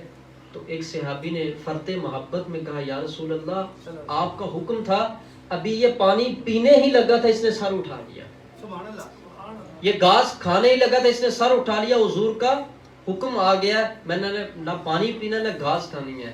جب نبی پاک علیہ الصلوۃ والسلام کو فرمایا گیا تو حضور علیہ السلام نے محبت کے ساتھ، چونکہ گھوڑا ایک تھا، تین اور آ گئے حضور کا نام سن کر۔ پھر میرے آقا کی عاجزی اور حضور کا کمال دیکھیں، نوازنے والے میرے آقا مصطفیٰ علیہ السلام کتنے کریم ہیں حضور علیہ السلام، حضور کی رحمت کیسی ہے۔ حضور نے یوں اپنا ہاتھ مبارک ان کے اوپر رکھا، اللہ کی قسم یہ جب میرے آقا کا انگوٹھا ان کے اوپر آیا نا، سب کے اوپر ایک ایک مرتبہ رکھا، آج بھی ان گھوڑوں کی نسل باقی ہے اور ان کے اوپر حضور علیہ السلام کے انگوٹھے کا نشان بھی باقی ہے۔ سبحان اللہ، سبحان اللہ، تکبیر، اللہ اکبر، رسالت یا رسول اللہ، حیدری یا علی، طریقہ رضوان الاسلام زندہ باد، تو مذہب حق اہل سنت و جماعت زندہ باد، رائے حق اہل سنت زندہ باد۔ تو جو حضور کی پیروی کرتا ہے، میں اس سے یہ سمجھا، حضور اس کو نشان لگا کے بتا دیتے ہیں یہ میرا ہے۔ تو جب اس کو نشان لگ جائے تو پھر وہ جانور ہی کیوں نہ ہو، تو جہاں مرضی موجود ہو پھر لوگ اس کی بھی زیارت کرنے جاتے ہیں۔ مجھے کسی نے بتایا سرگودا کے اندر یہ موجود ہے، فوج کے قبضہ میں ہے، تو ان کے پاس، تو میں نے دیکھا بھی اس کو، سبحان تو اللہ، مجھے اس وقت کے اندر پھر یہ چیز میرے آنکھوں میں آنسو بھی آئے۔ میں نے کہا واہ، یہ وہ گھوڑا تو نہیں ہے جس کو حضور نے ہاتھ لگایا تھا، یہ تو اس نسل سے چلتا ہوا آ رہا ہے۔ تو ان کی نسل میں سے ایک نے حضور کی بات مانی، اللہ نے ساری نسل کے اوپر میرے مصطفیٰ کے انگوٹھے کا نشان چھاپ دیا۔ سبحان اللہ۔ تو اتباع مصطفیٰ کے اندر ایک گھوڑا اگر چل کر آ جائے حضور کی بارگاہ میں اور اپنا کھانا قربان کر دے، اپنا پینا قربان کر دے، ان ادر ورڈز مطلب اپنی خواہش کو ختم کر دیا حکم مصطفیٰ پر۔ اگر گھوڑا اپنی خواہش ختم کر دے حکم مصطفیٰ پر، حضور اس کو نشان لگا کے تو سارے گھوڑوں میں سے ممتاز کر لیتے ہیں۔ تو پھر انسان ہے، تو آ تو صحیح در مصطفیٰ پہ، دیکھنا حضور تجھے ایسا نشان لگائیں گے تجھے لوگوں میں سے اٹھا کے ممتاز کر سکتے۔ کیسا حضور پھر ممتاز کریں گے؟ پھر تو لاکھوں میں ہوگا مگر لاکھوں میں سے تو ایک ہی ہوگا، تو لاکھوں میں ہوگا مگر لاکھوں جیسا نہیں ہوگا، نہ لاکھوں میں سے تیرے جیسا کوئی ہوگا۔ کس وجہ سے؟ اس لیے کہ تو نے اپنی خواہش کو ختم کر دیا حکم رسول پر، تو نے اپنی خواہش کو ختم کر دیا اپنے نبی کی محبت کے اوپر۔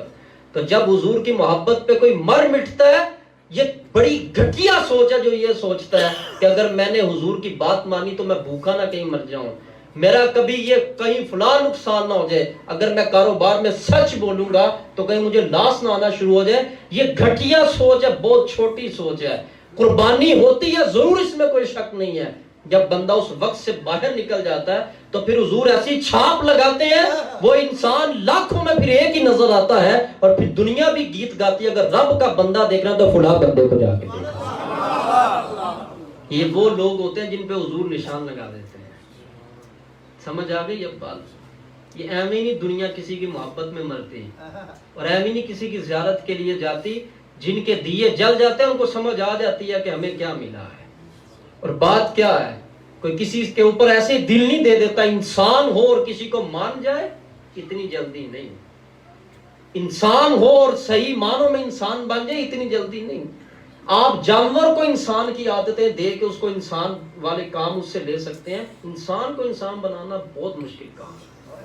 اور جس کو حضور منتخب فرما لیتے ہیں نا، اور جس کے اندر خوشبو مصطفیٰ چلتی ہے اور جس کی پیروی کے اندر پھر حضور کا نور چلتا ہے، نظر آتا ہے، پھر اللہ خود ندا دیتا ہے، اے فرشتوں آسمانوں پر میں اس بندے سے پیار کرتا ہوں، تم بھی پیار کرو اور جا کر دنیا میں بھی اعلان کر دو یہ میرا بندہ ہے، لوگوں اس سے تم بھی پیار کرو۔ تو پھر کمی تو میری طرف سے ہے نا، اس کی تو نعمتیں اور اس کے تو دریا رحمتوں کے تو یہ موجیں مار رہے ہیں۔ سمندر دیکھا نا آپ نے، موجوں کے اوپر موجیں گر رہی ہوتی ہیں، یوں ایک گرتی ہے تو ایک آتی دوسری اوپر، دوسری ابھی پوری نہیں گری ہوتی تیسری اوپر، تیسری ابھی پوری نہیں گری ہوتی چوتھی اوپر۔ میں آج دیکھ رہا تھا، میں نے کہا واہ مولا، یہ تو تیری پیدا کی ہوئی ایک نعمت کا حال ہے کہ موجوں کے اوپر موجیں گر رہی ہیں، تیرے نور اور رحمت کا عالم پھر کیا ہوگا، اور حضور کی رحمت کا عالم کیا ہوگا جب وہ ٹھاٹھے مارتی ہے اور وہ جب موجوں پہ آتی ہے۔ تو حضور نے اسی انداز کو یوں تعبیر میں بیان فرمایا، اے متقی پرہیزگار لوگ جہاں کہیں بھی ہوں، جو میرے سے محبت کرتے ہیں، جو میرے عشق کے اوپر رہتے ہیں اور میری شریعت پہ چلتے ہیں، وہ جہاں کہیں بھی ہوں، فرمایا وہ میرے قریب ہوتے ہیں اور میں مصطفیٰ ان کے قریب ہوتا ہوں۔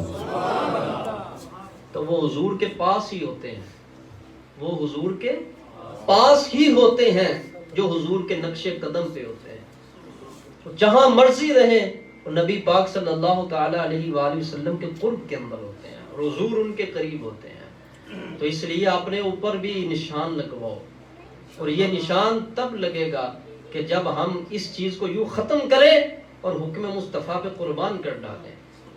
بڑے بڑے بادشاہ ان فقیروں کے پاس اور ان کے نالین اور جوتے اٹھانے کو ترستے ہیں جو اپنی زندگی کی خواہش حکم مصطفیٰ پہ ڈال دیتے ہیں، جو اپنی زندگیاں لگا دیتے ہیں حضور کے نام کے اوپر، پھر ان کے اندر رب پھر ایسے جذبے پیدا کر دیتا لوگوں کے اندر، بڑے بڑے لوگ ان کو ملنے کے لیے ترستے ہیں، ان کے دیدار کے لیے ترستے ہیں۔ انہوں نے کیا کمایا؟ انہوں نے اپنی خواہشات کی اصلاح کی اور ختم کر دیا ہے، مولا تیرا حکم ہے نا تو چھوڑ دیا ہم نے۔ اور اس وجہ سے نہیں، بڑے بڑے اس دنیا میں بہادر لوگ پیدا ہوئے ہیں، اور اولیاء اللہ نے تو کمال کی باتیں کی، اور کرنے والوں نے تو یہاں بھی کیا، مولا میں گناہ اس لیے نہیں چھوڑ رہا کہ مجھے تیرے عذاب کا ڈر ہے، میں گناہ اس لیے چھوڑا تو میرا محبوب ہے، اور اگر جہاں تک تیرے عذاب کی بات ہے تو کوئی بات نہیں، مجھے عذاب دے دینا سب کا میں برداشت کروں گا۔ کرنے والوں نے یہاں تک بھی باتیں کی۔ حضرت رابعہ بصریہ کو قول یاد نہیں ہے، اے اللہ اگر میں تیری عبادت اس لیے کرتی ہوں کہ مجھے جنت چاہیے، کبھی نہ دینا مجھے، اور اگر اس لیے کرتی ہوں کہ دوزخ سے بچوں تو مجھے کبھی نہ بچانا، اندر ڈال دینا۔ میں نہ جنت لینے کے لیے نہ دوزخ سے بچنے کے لیے کرتی ہوں، میں تو فقط اپنے رب اور محبوب کو راضی کرنے کے لیے کرتی ہوں۔ اس اللہ کو محبوب بنائے، کیا بنائے؟ محبوب بنائے، پھر تمہارے اندر سے دوزخ کا ڈر بھی نکل جائے گا، جنت کی طلب بھی نکل جائے گی۔ وہ تو بڑی بڑی محبت کرنے والا رب ہے۔ آپ نے سمجھا کیا؟ آپ نے اللہ کو آج تک سمجھے ہی نہیں ہے۔ وہ تو بہت پیار کرنے والا ہے۔ یہ ایک جملہ بولا جاتا ہے 70 ماؤں سے زیادہ۔ یہ مائیں کیا اس رب کے محبت کے مقابل میں؟ ان ماؤں کا پیار کیا اس رب کی محبت کے مقابل میں؟ کچھ بھی نہیں ہے۔ اس کی صفت رحیم ہے، اس کی صفت رحمان ہے۔ یہ صفت ماں کی نہیں ہے کہ وہ رحیم اور وہ رحمان ہے، یہ اس کی صفتیں ہیں۔ اس کا فیض ملتا ہے، کچھ ملتا ہے دنیا کے اندر، وہ رحمان ہے۔ اس کو جبار سمجھو گے تو پھر ڈرتے رہو گے، قہار سمجھو گے تو اللہ سمجھانا یہ چاہ رہا ہے، یہ سارا کچھ غیروں کے لیے ہے، ہم نے رکھا ہے۔ اے انسان اگر تجھے نہیں سمجھ میں آتی نا بات تو اللہ کی کسی دن صفات پڑھ کے دیکھ لینا، اس میں یہ دیکھنا رحمت والی صفتیں کتنی ہیں اور سزا دینے والی صفتیں کتنی ہیں، اس میں تجھے نظر آئیں گی تو رب کی رحمت کے پہلو ہی نظر آئیں گے، تو گن کے دیکھ لیں آپ۔ اور جو ہیں وہ بھی اللہ تعالیٰ نے ہمارے لیے نہیں، جو مسلمان ہیں وہ اپنے اوپر اگر دھکے سے لیتا تو اس کی مرضی ہے۔ اللہ نے قرآن میں 2 فیصلے اور فرما دیے، اعدت للکافرین، میں نے دوزخ کافروں کے لیے پیدا کی ہے، اعدت للمتقین، اور جنت کے لیے فرمایا میں نے یہ مسلمانوں کے لیے پیدا کی۔ اب کوئی مسلمان ہو کر دوزخ میں جائے تو رب کا انتخاب نہیں ہے، اس کی اپنی مرضی ہے۔ مسلمان ہو کر کے دوزخ میں کہے نا میں جلنا چاہتا ہوں، میں نے دوزخیوں والے کام کرنے ہیں، تو اللہ تو قرآن میں فرمایا میں نے تیرے لیے بنائی نہیں ہے، میں نے تو ان کے لیے بنائی ہے۔ تو جس کی وجہ اور بنانے کا مقصد اللہ نے فرما دیا یہ ان کے لیے، تیرے لیے نہیں ہے، تب کوئی مسلمان ہونے کے باوجود کہے نہیں مجھے پھر بھی گرنا ہے، تو اس کی مرضی ہے۔ آئیے اس کو پلٹ آئیے، واپس آئیں، اپنی بندگی کا لطف لیں، اپنے رب کے ساتھ محبت کریں۔ ایک اور اگر مثال عرض کر دوں حدیث سے تو آپ کی طرف سے اجازت ہے مجھے؟ تو حضور علیہ السلام کے محبت کے اوپر جب چلنے والوں نے اپنی خواہشات کو قربان کیا تو یہ بات تو پھر ہے، دنیا تو پھر نہیں چھوڑے گی، دنیا تو بات کرے گی، اور یہ جہاد ہے۔ پھر جب اتنی بڑی نعمت لینی ہے کچھ نہ کچھ تو پھر آزمائشیں آنی ہیں آپ کے اوپر، اور وہ تو اٹھانی پڑے گی۔ ایک مرتبہ حضور علیہ السلام یوں مسجد نبوی میں حضور بیٹھے ہوئے تھے، حضور نے فرمایا اجلسو، صحابہ کرام تشریف لائے، فرمایا اجلسو، یہیں پہ بیٹھ جاؤ۔ تو ایک صحابی مسجد نبوی کے دروازے میں بھی انٹر ہونے لگے تھے، ایک ان کا پاؤں باہر تھا اور ایک اندر تھا، وہ ادھر ہی بیٹھ گئے، اندر تشریف نہیں لائے کہ میں یہ قدم اٹھا کے بلا اندر ہی کر لوں۔ حضور نے فرمایا اجلسو، یہیں پہ بیٹھ جاؤ، یعنی ان کو مخاطب نہیں فرمایا تھا، سب کو کہا تھا بیٹھ جاؤ۔ تو جیسے ہی حکم آیا وہ ادھر اسی پوزیشن میں بیٹھ گئے، تو ایک اندر تھا قدم، ایک باہر۔ غالباً سیدنا فاروق اعظم رضی اللہ تعالیٰ عنہ ہیں یا کوئی اور صحابی ہیں، مجھے اب ان کا یاد نہیں ہے نام، لیکن سیدنا فاروق اعظم جو تھے وہ نظم و نسق ان کی طبیعت میں بہت تھا، وہ ڈانٹتے بھی ہوتے تھے محبت سے، یہ کیا کر رہے ہیں آپ، ایسا نہیں کریں ویسا کریں، تو نظم و نسق ان کی طبیعت میں بہت زیادہ تھا۔ یہ بھی حضور کا ہی فیضان تھا، ٹھیک ہے، اسی لیے تو کلمہ پڑھنے والا جنتی ہے۔ حضرت ابو ہریرہ نالین لے کر تو اعلان کر رہے ہیں، تو آپ نے پھر آگے سے گھوسا ہی مارا، یہ کیا کر رہے ہیں آپ، کلمہ پڑھنے والوں جنت کی بشارت۔ کہا میں خود نہیں کہہ رہا، حضور نے بھیجا ہے، کہا خاموش ہو جائے۔ یہ حضور علیہ السلام کے عدل کا ایک پہلو تھا جو اللہ نے ان میں جاری کرنا تھا اور کیا تھا، اور اسی کے ساتھ بہت فائدے بھی ہوئے۔ اے عمر یہ آپ نے کیا کیا، میری طرف سے بشارت تھی، تو وہ جو بول رہے تھے وہ بھی حضور کی طرف سے تھے کہ یا رسول اللہ اگر یہ پھیل گئی نا بات تو یہ عمل کوئی بھی نہیں کریں گے پھر۔ تو حضور نے فرمایا تم نے بھی ٹھیک کہا، تم نے بھی ٹھیک کیا۔ سبحان اللہ، تحریر آزاد الاسلام زندہ باد، صدیقی صاحب زندہ باد، فخر اسلام زندہ باد، جزاک اللہ خیر۔ ماشاءاللہ۔ محتاج اسلام ہوں، مفکر اسلام بہت بڑے لوگ ہوتے ہیں، سبحان اللہ۔ تو میں عرض کر رہا تھا کہ سیدنا فاروق اعظم رضی اللہ تعالیٰ عنہ ان کی طبیعت میں نظم و نسق بہت تھا، اصول پابندیاں بڑی، مطلب یہ ایسا یہ ویسا۔ یہی تو وہ فیضان تھا کہ آج بھی کافر کہتے ہیں اگر ایک عمر اور ہو جاتے تو ہر طرف اسلام ہی اسلام ہوتا۔ یہ حضور کی تربیت کا اثر تھا، میرے آقا کی تربیت کا اثر۔ اس سے مجھے یہ پتہ چلتا ہے جس ادارے جس تحریک میں اصول ہوں گے نا وہ مضبوط بھی ہوگے۔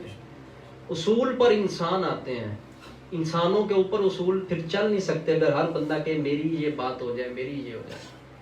ایک اصول پہ 1 کروڑ بندہ تو چل سکتا ہے، ایک اصول کے اوپر 1 کروڑ بندہ چل سکتا ہے، اور 1 کروڑ بندے کی سوچ کے اوپر کیسے چلیں گے ہم؟ تو ان سب کو لانے کے لیے ایک اصول پیدا کیا جاتا ہے، اس میں بہتری ہوتی ہے، مضبوطی ہوتی ہے۔ تو اتنی بات جو پھیلائی مقصد اس میں کچھ علمی نقطہ دینا تھا۔ آپ نے فرمایا یہ بھی کوئی طریقہ ہے بیٹھنے کا، 1 پاؤں اندر ہے 1 باہر ہے، چلو اٹھو اندر چلو۔ کہا میں اندر جا نہیں سکتا۔ کہا میں جب کہہ رہا ہوں اندر چلے تو آپ کیوں نہیں جا رہے؟ کہا نہیں، حضور نے وہاں سے حکم فرمایا تھا اجلسو، بیٹھ جاؤ. اللہ جیسے ہی حضور کا حکم آیا تو میں نے یہ گوارا نہیں کیا کہ حضور کے حکم کی خلاف ورزی یوں کروں کہ ایک پاؤں اندر ہے تو دوسرا اٹھا کے اندر کر لوں یا پہلا باہر کر لوں. کیوں؟ اس وجہ سے کہ میرے آقا نے جو کہہ دیا کہیں میری سانس نہ نکل جائے اور نافرمانی نہ ہو جائے، کہ میں دوسرا قدم اٹھاؤں تو میری سانس نکل جائے اور لکھا یہ جائے کہ یہ اپنے نبی کی نافرمانی کرتا ہوا گیا. میں اتنی نافرمانی بھی قبول نہیں کرتا، اسی لیے اس حالت میں بیٹھ گیا ہوں. قربان جاؤں صحابی کی سوچ کے اوپر اور ان کی محبت کے اوپر. یہ ہوتا ہے عشق اور یہ ہوتی ہے محبت. جہاں میرے حضور کا حکم آ گیا وہاں سانسیں ہماری رک جانی چاہیے. کس وجہ سے؟ کہ اب میرے پیارے محبوب کا حکم آ گیا. اب میری سانس آگے چلتی کیوں ہے؟ پھر کیوں چلتی؟ آپ کے نزدیک عشق اور محبت کا کچھ اور معیار ہوگا، مجھے تو یہی عشق نظر آیا، مجھے تو محبت بھی یہی نظر آئی ہے. تو مجھے اس سے بڑھ کے کوئی اور محبت کا انداز نظر نہیں آیا. جنہوں نے محبت سرکار سے کی انہوں نے ایسے کر کے دکھائی ہے. تو پھر نبی پاک علیہ الصلوۃ والسلام سے جس نے پیار کیا ہے، اللہ تعالیٰ نے اس کو، وہ انسانوں میں ہے تو الگ ہو گیا، وہ پرندوں میں ہے تو الگ ہو گیا، وہ جانوروں میں ہے تو الگ ہو گیا، وہ جمادات میں ہے تو الگ ہو گیا، وہ فرشتوں میں ہے تو الگ ہو گیا. جس نے حضور سے پیار کیا ہے اللہ نے اس کو اس چیز کو اٹھا کے یوں الگ کر لیا ہے. اس کو پہچان لو، یہ میرے نبی سے پیار کرنے والا ہے. تو اس کی پہچان اللہ بنا دیتا ہے. آج تک میرے غوث پاک کا نام ہے. سبحان اللہ. یہ جو آپ کہتے ہیں نا ہم نے حضور کی زیارت کرنی ہے، میں دعویٰ سے کہتا ہوں آپ غوث پاک کی نہیں زیارت کر سکتے. جو ان کے چہرے کا نور ہے نا، آپ سے جس کو کہتے ہیں نا آپ سے چلے ہی نہیں جانا وہ نور. یہ تو باتیں ہم کرتے ہیں نا، یہ کہ کاش مجھے حضور کی زیارت ہو جائے. جن کو حضور نے رنگ دیا نا ان کو نہیں آپ دیکھ سکتے. یہ جو ہم کہتے ہیں کاش مجھے حضور کی زیارت، آپ داتا صاحب کے چہرے کی زیارت نہیں کر سکتے. اللہ تعالیٰ نے کیسے انوار و تجلیات کے پہرے لگا دیا ان پاک ہستیوں کے اوپر. یہ کون ہے جن کا آج بھی نام باقی ہے؟ آج بھی جن کی برکتوں سے اللہ تعالیٰ جھولیاں بھرتا ہے لوگوں کی. یہ کون ہے؟ یہ وہی لوگ ہیں جنہوں نے مختصر زندگی کو حضور کے ناریان پہ قربان کر دیا. ان کا یہ کیا زندگی ہے، 1,00,000 زندگی بھی ہو، اصل میں جب تک کسی کو کسی شے کا مزہ نہیں آتا نا اس وقت تک وہ اس چیز کو اپنا نہیں سکتا. جس کو پتہ نا خاموشی کا مزہ کیا ہے اس کو یہ ٹر ٹر بالکل پسند نہیں آئے. اور جو یہ زیادہ بولتے ہیں ان کو خاموشی کا مزہ آیا ہی نہیں ابھی تک. چپ رہنے کا بھی ایک بڑا مزہ ہے. اور جب کسی عبادت کا مزہ آ جائے پھر بندہ کہتا ہے چیز ہی ہے. ابھی ہمیں مزہ آیا ہی نہیں تہجد پڑھنے کا، اور ابھی ہمیں مزہ آیا ہی نہیں ہے نماز پڑھنے کا. جس دن آ گیا لطف ہمیں نماز پڑھنے کا، میں دیکھوں گا کیسے چھوٹتی ہے. گاڑی چھوٹتی تو چھوٹ جائے، کوئی چیز برباد اور ہلاک ہوتی ہے تو ہو جائے، پھر نماز کبھی نہیں چھوٹے کہ ہمیں مزہ ہی نہیں ابھی تک آیا. تو جس چیز کا لطف آ جائے اس کے بعد وہ چھوٹے گی کیسے؟ یہ تو انسان کی مجبوری ہے. جہاں سے انسان کو لطف ملتا ہے انسان کٹنے کو تیار ہو جائے مگر وہ اپنی ملطوف چیز کو چھوڑتا کبھی نہیں، محبوب چیز کو کبھی نہیں چھوڑتا. ابھی ہمیں رات کو، پچھلی رات کا جو پہرا ہوتا ہے یہ ابھی وہ شروع ہوگا نا، ابھی ذکر کے دوران ذکر بھی کریں گے، اجازت ہے نا آپ کی طرف؟ تو ہاں یہ 12 بجے کے بعد چونکہ اسلامی کے اعتبار سے میں عرض کر رہا ہوں، تو پچھلی راتی رحمت ربی کرے بلند آوازہ ہے، کوئی رحمت منگن والا کھلا جائے دروازہ. تو ابھی نوجوانوں تمہیں مزہ نہیں آیا نا، ابھی تمہیں پتہ ہی نہیں ہے. میں اس کو اپنے انداز میں یوں کہتا ہوں، تہجد کے 2 نفل پڑھنا، چھٹاکی سا رو لینا، یہ یوں صاف کرتا ہے بندے کو اور پاک کر کے رکھ دیتا ہے. دنیا کے سارے لطف ختم ہو جائیں گے آپ کے. یہ جہاں سے آپ لطف لے رہے ہیں یہ سب بدبودار چیزیں ہیں. یہ خارش کرنے کا مزہ آتا ہے، بعد میں جلن بھی ہوتی ہے. پھر یہ جہاں سے آپ سونتے ہیں نا محبت کو، اور جہاں سے آپ مزے لینے کا سوچ رہے ہیں یہ سب گندی چیزیں ہیں، بدبودار چیزیں ہیں. یہ لطف لینا ہے تو بندہ وہ انسان وہ جو حلال چیز سے لے لطف، وہ انسان ہے. جو گندی چیزوں کو کھا کے لطف نہ لے اور مزے نہ لے، انسان وہ ہے اور جوان وہ ہے جو حلال چیزوں سے مزے لے. اللہ تعالیٰ نے اتنی حلال چیزیں پیدا کی ہیں تو پھر کیا ضرورت ہے منہ گندگی کے اندر مارنے کی؟ پھر کیا ضرورت ہے کہ ہمیں دیگر چیزوں کی طرف دوڑنے کی؟ اس کی وجہ یہ ہے، یہ چھوٹا سا موبائل اتنا سا ٹکڑا ہے اس نے بندے کو سنبھالا ہوا ہے, بندہ اس کو نہیں سنبھال سکتا. اس نے پورا بندہ کور کر لیا ہوا ہے, وہ اپنے مطابق اس کو چلا رہا ہے. اس کی جرات, اس کے اندر اتنی ہمت نہیں کہ اس کو میں اپنے کور میں کر لوں. اور اگر دعویٰ کیا جائے تو ہم اتنی بڑی بڑی باتیں کرتے ہیں. جب تک آپ کو لطف بندگی کی دولت نصیب نہیں ہوگی, اس وقت تک آپ کو شریعت پہ چلنا آسان ہوگا ہی نہیں. اور میں یہ کئی مرتبہ پہلے بھی عرض کر چکا ہوں, یہاں میٹنگز میں بھی کہا کریں صاحب یہ بات, جب بندہ تھوڑا بیمار ہوتا ہے تو اس کا علاج گھر کے نسخہ سے ہو جاتا ہے, اور جب بندہ بیمار زیادہ ہو جائے پھر اس کو ہاسپٹل میں ایڈمٹ کروانے کی ضرورت ہوتی ہے. میں اسی وجہ سے آج تک سمجھ پا نہیں رہا, میں اب زیادہ بیمار ہو چکا, مجھے کسی سرجن کی نگرانی کی ضرورت ہے. اب گھر کی ہلدی اور دودھ مجھے شفا نہیں دے گا. اب مجھے کہیں جانا ہے, کسی کی صحبت میں بیٹھنا ہے. اب میں اپنی اولاد کو سمجھانا شروع کروں گا, وہ نہیں سمجھیں گے. اب یہ بگڑ چکا ہوا ہے. چپ کر کے خاموشی کے ساتھ سر مت کھپاؤ, پکڑو اور ہاتھ کسی ذمہ دار کے ہاتھ میں دے آؤ. انشاءاللہ وہ ظاہر بھی سنوارے گا, باطن بھی سنوارے گا, اس کو بندگی کا لطف بھی دے گا اور ماں باپ کا ادب بھی سکھا دے گا. یہی تحریک روضۃ الاسلام کا پیغام ہے. یہ جن کے گھر محفل ہو رہی نا, یہ کسی وقت میں میرے پاس آیا کرتے تھے, پینٹ شرٹ پہن کے آتے تھے, اور ان سے پوچھ لیں, کھڑا کر کے بھی پوچھیں. میری عادت ہے, میں پیچھے بات کرنے کا مطلب ایسا شخص نہیں. ابھی پوچھیں ان کو کھڑا کر کے, میں نے ان کو ایک دن بھی کہا ہو کہ پینٹ شرٹ اتار کے آیا کریں. اللہ پوچھیں آپ ان سے, بتائیں آپ ان کو کھڑا ہو کر, اسی کا بس جواب دیں بس, باقی آپ نے اتاری کیوں, اور یہ میں نے آپ کو دعوت دی کہ یہ پہنے, اور یہ کہا میں نے آپ کو پگڑی باندھے, کیوں باندھی انہوں نے, اس کا جواب اب میں دیتا ہوں, تشریف رکھیں. یہ پینٹ شرٹ بھی پہن کے آتے تھے تو مجھے ملتے تھے, میں کہتا تھا کوئی مسئلہ نہیں ہے, ملے تو صحیح نا. یہ میں کہوں اتارے, یہ کوئی بات نہیں ہے. یہ خود کہے کہ میں نے نہیں پہنا, بات تو یہ ہے. اور اس کے لیے ایک وقت چاہیے تھا, اور وہ وقت کیا تھا, یہ ساری چیزیں یہاں سے پیدا ہوتی ہیں. جب یہ ٹھیک ہوگا نا, یہ فیصلے خود ٹھیک کریں گے. اور میں کہوں گا یہ کریں تو یہ مجھے چوتھے دن ہی نہیں ملیں گے. لو جی یہ تو مجھے داڑھی رکھوانے لگے ہیں, میں نے تو رکھنی نہیں ہے. گھر والے ناراض ہو جائیں گے اگر میں نے داڑھی رکھی. میں نے تو پینٹ شرٹ ابھی اتارنی نہیں, گھر والے ناراض ہو جائیں گے مجھ سے. مزہ یہ نہیں ہے کہ آپ کسی کو منواؤ, مزہ یہ ہے کہ بندہ خود فیصلہ کرے. اور یہ خود فیصلہ کرنے کے لیے سب سے پہلی ضرورت ہی صحبت ہوتی ہے, قربت ہوتی ہے. قربت میں بیٹھ کے انسان جب سمجھ جاتا ہے اور جب اس کو شعور پیدا ہو جاتا ہے, وہ خود کہتا ہے یہ ٹھیک ہے اور یہ ٹھیک نہیں ہے. اب مجھے ان کو کہنے کی اتنی ضرورت نہیں ہے, یہ خود متلاشی ہیں. اب ان کے دل کے اندر یہ جتنے لوگ نوجوان بیٹھے ہیں, یہ میں ان کو نہیں کہتا, اب ان کے خود دل کے اندر یہ تمنا ہے ہمیں حضور کی کوئی سنت ایسی مل جائے جس پہ میں عمل نہیں کر رہا, کاش وہ ملے تو میں اپنے آقا کی اس سنت پہ عمل کرنا شروع ہو جاؤں.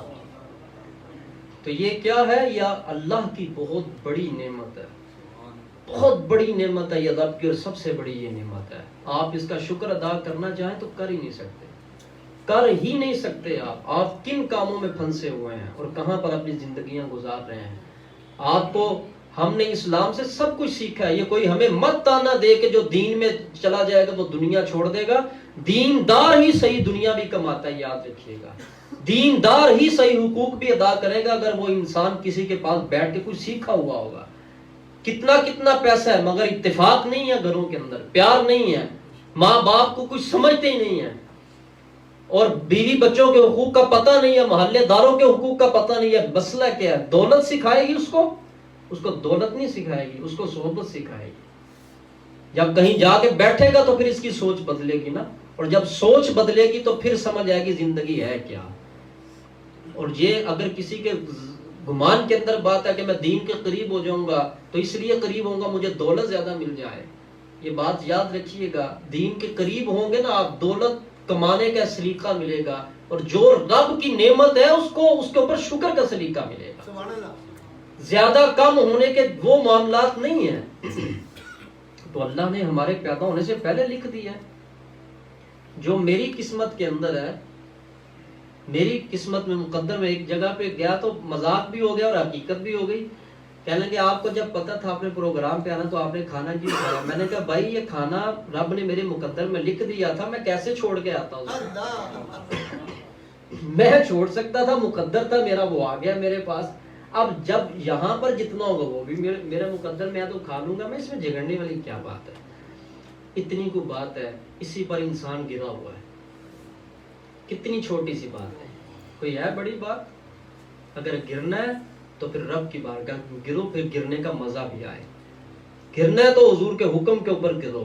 آپ کچھ سمجھ آئی نوجوانوں کو آج؟ جی سب کہے نا بے شک میں سمجھ بھی آئی.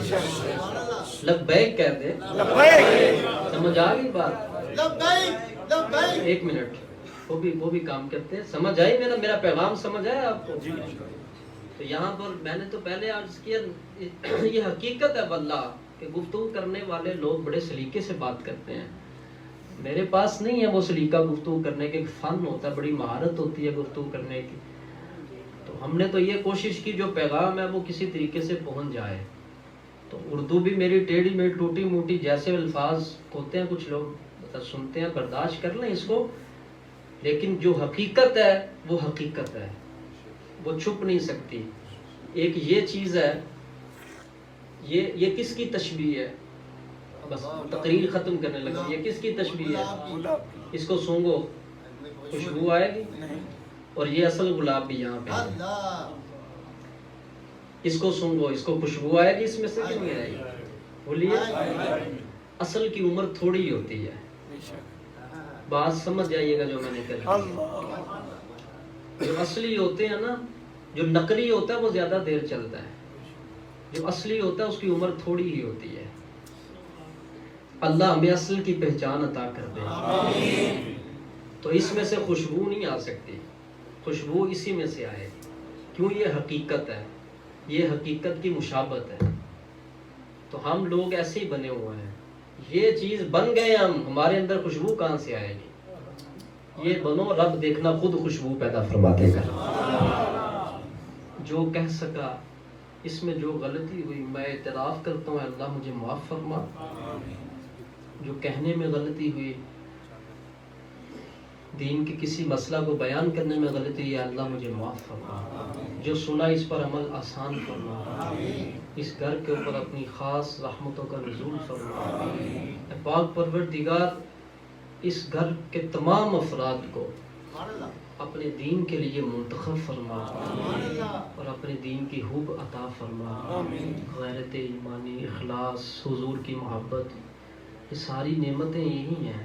اللہ ان کے بچوں کو بھی یہ نعمتیں عطا فرما، ان کی اولادوں میں یہ جذبہ منتقل فرما. ابھی انشاءاللہ اسی پاک پروردگار کا ذکر ہوگا. تو میں یہ تو نہیں کہوں گا مختصر ہوگا، ذکر ہوگا بس.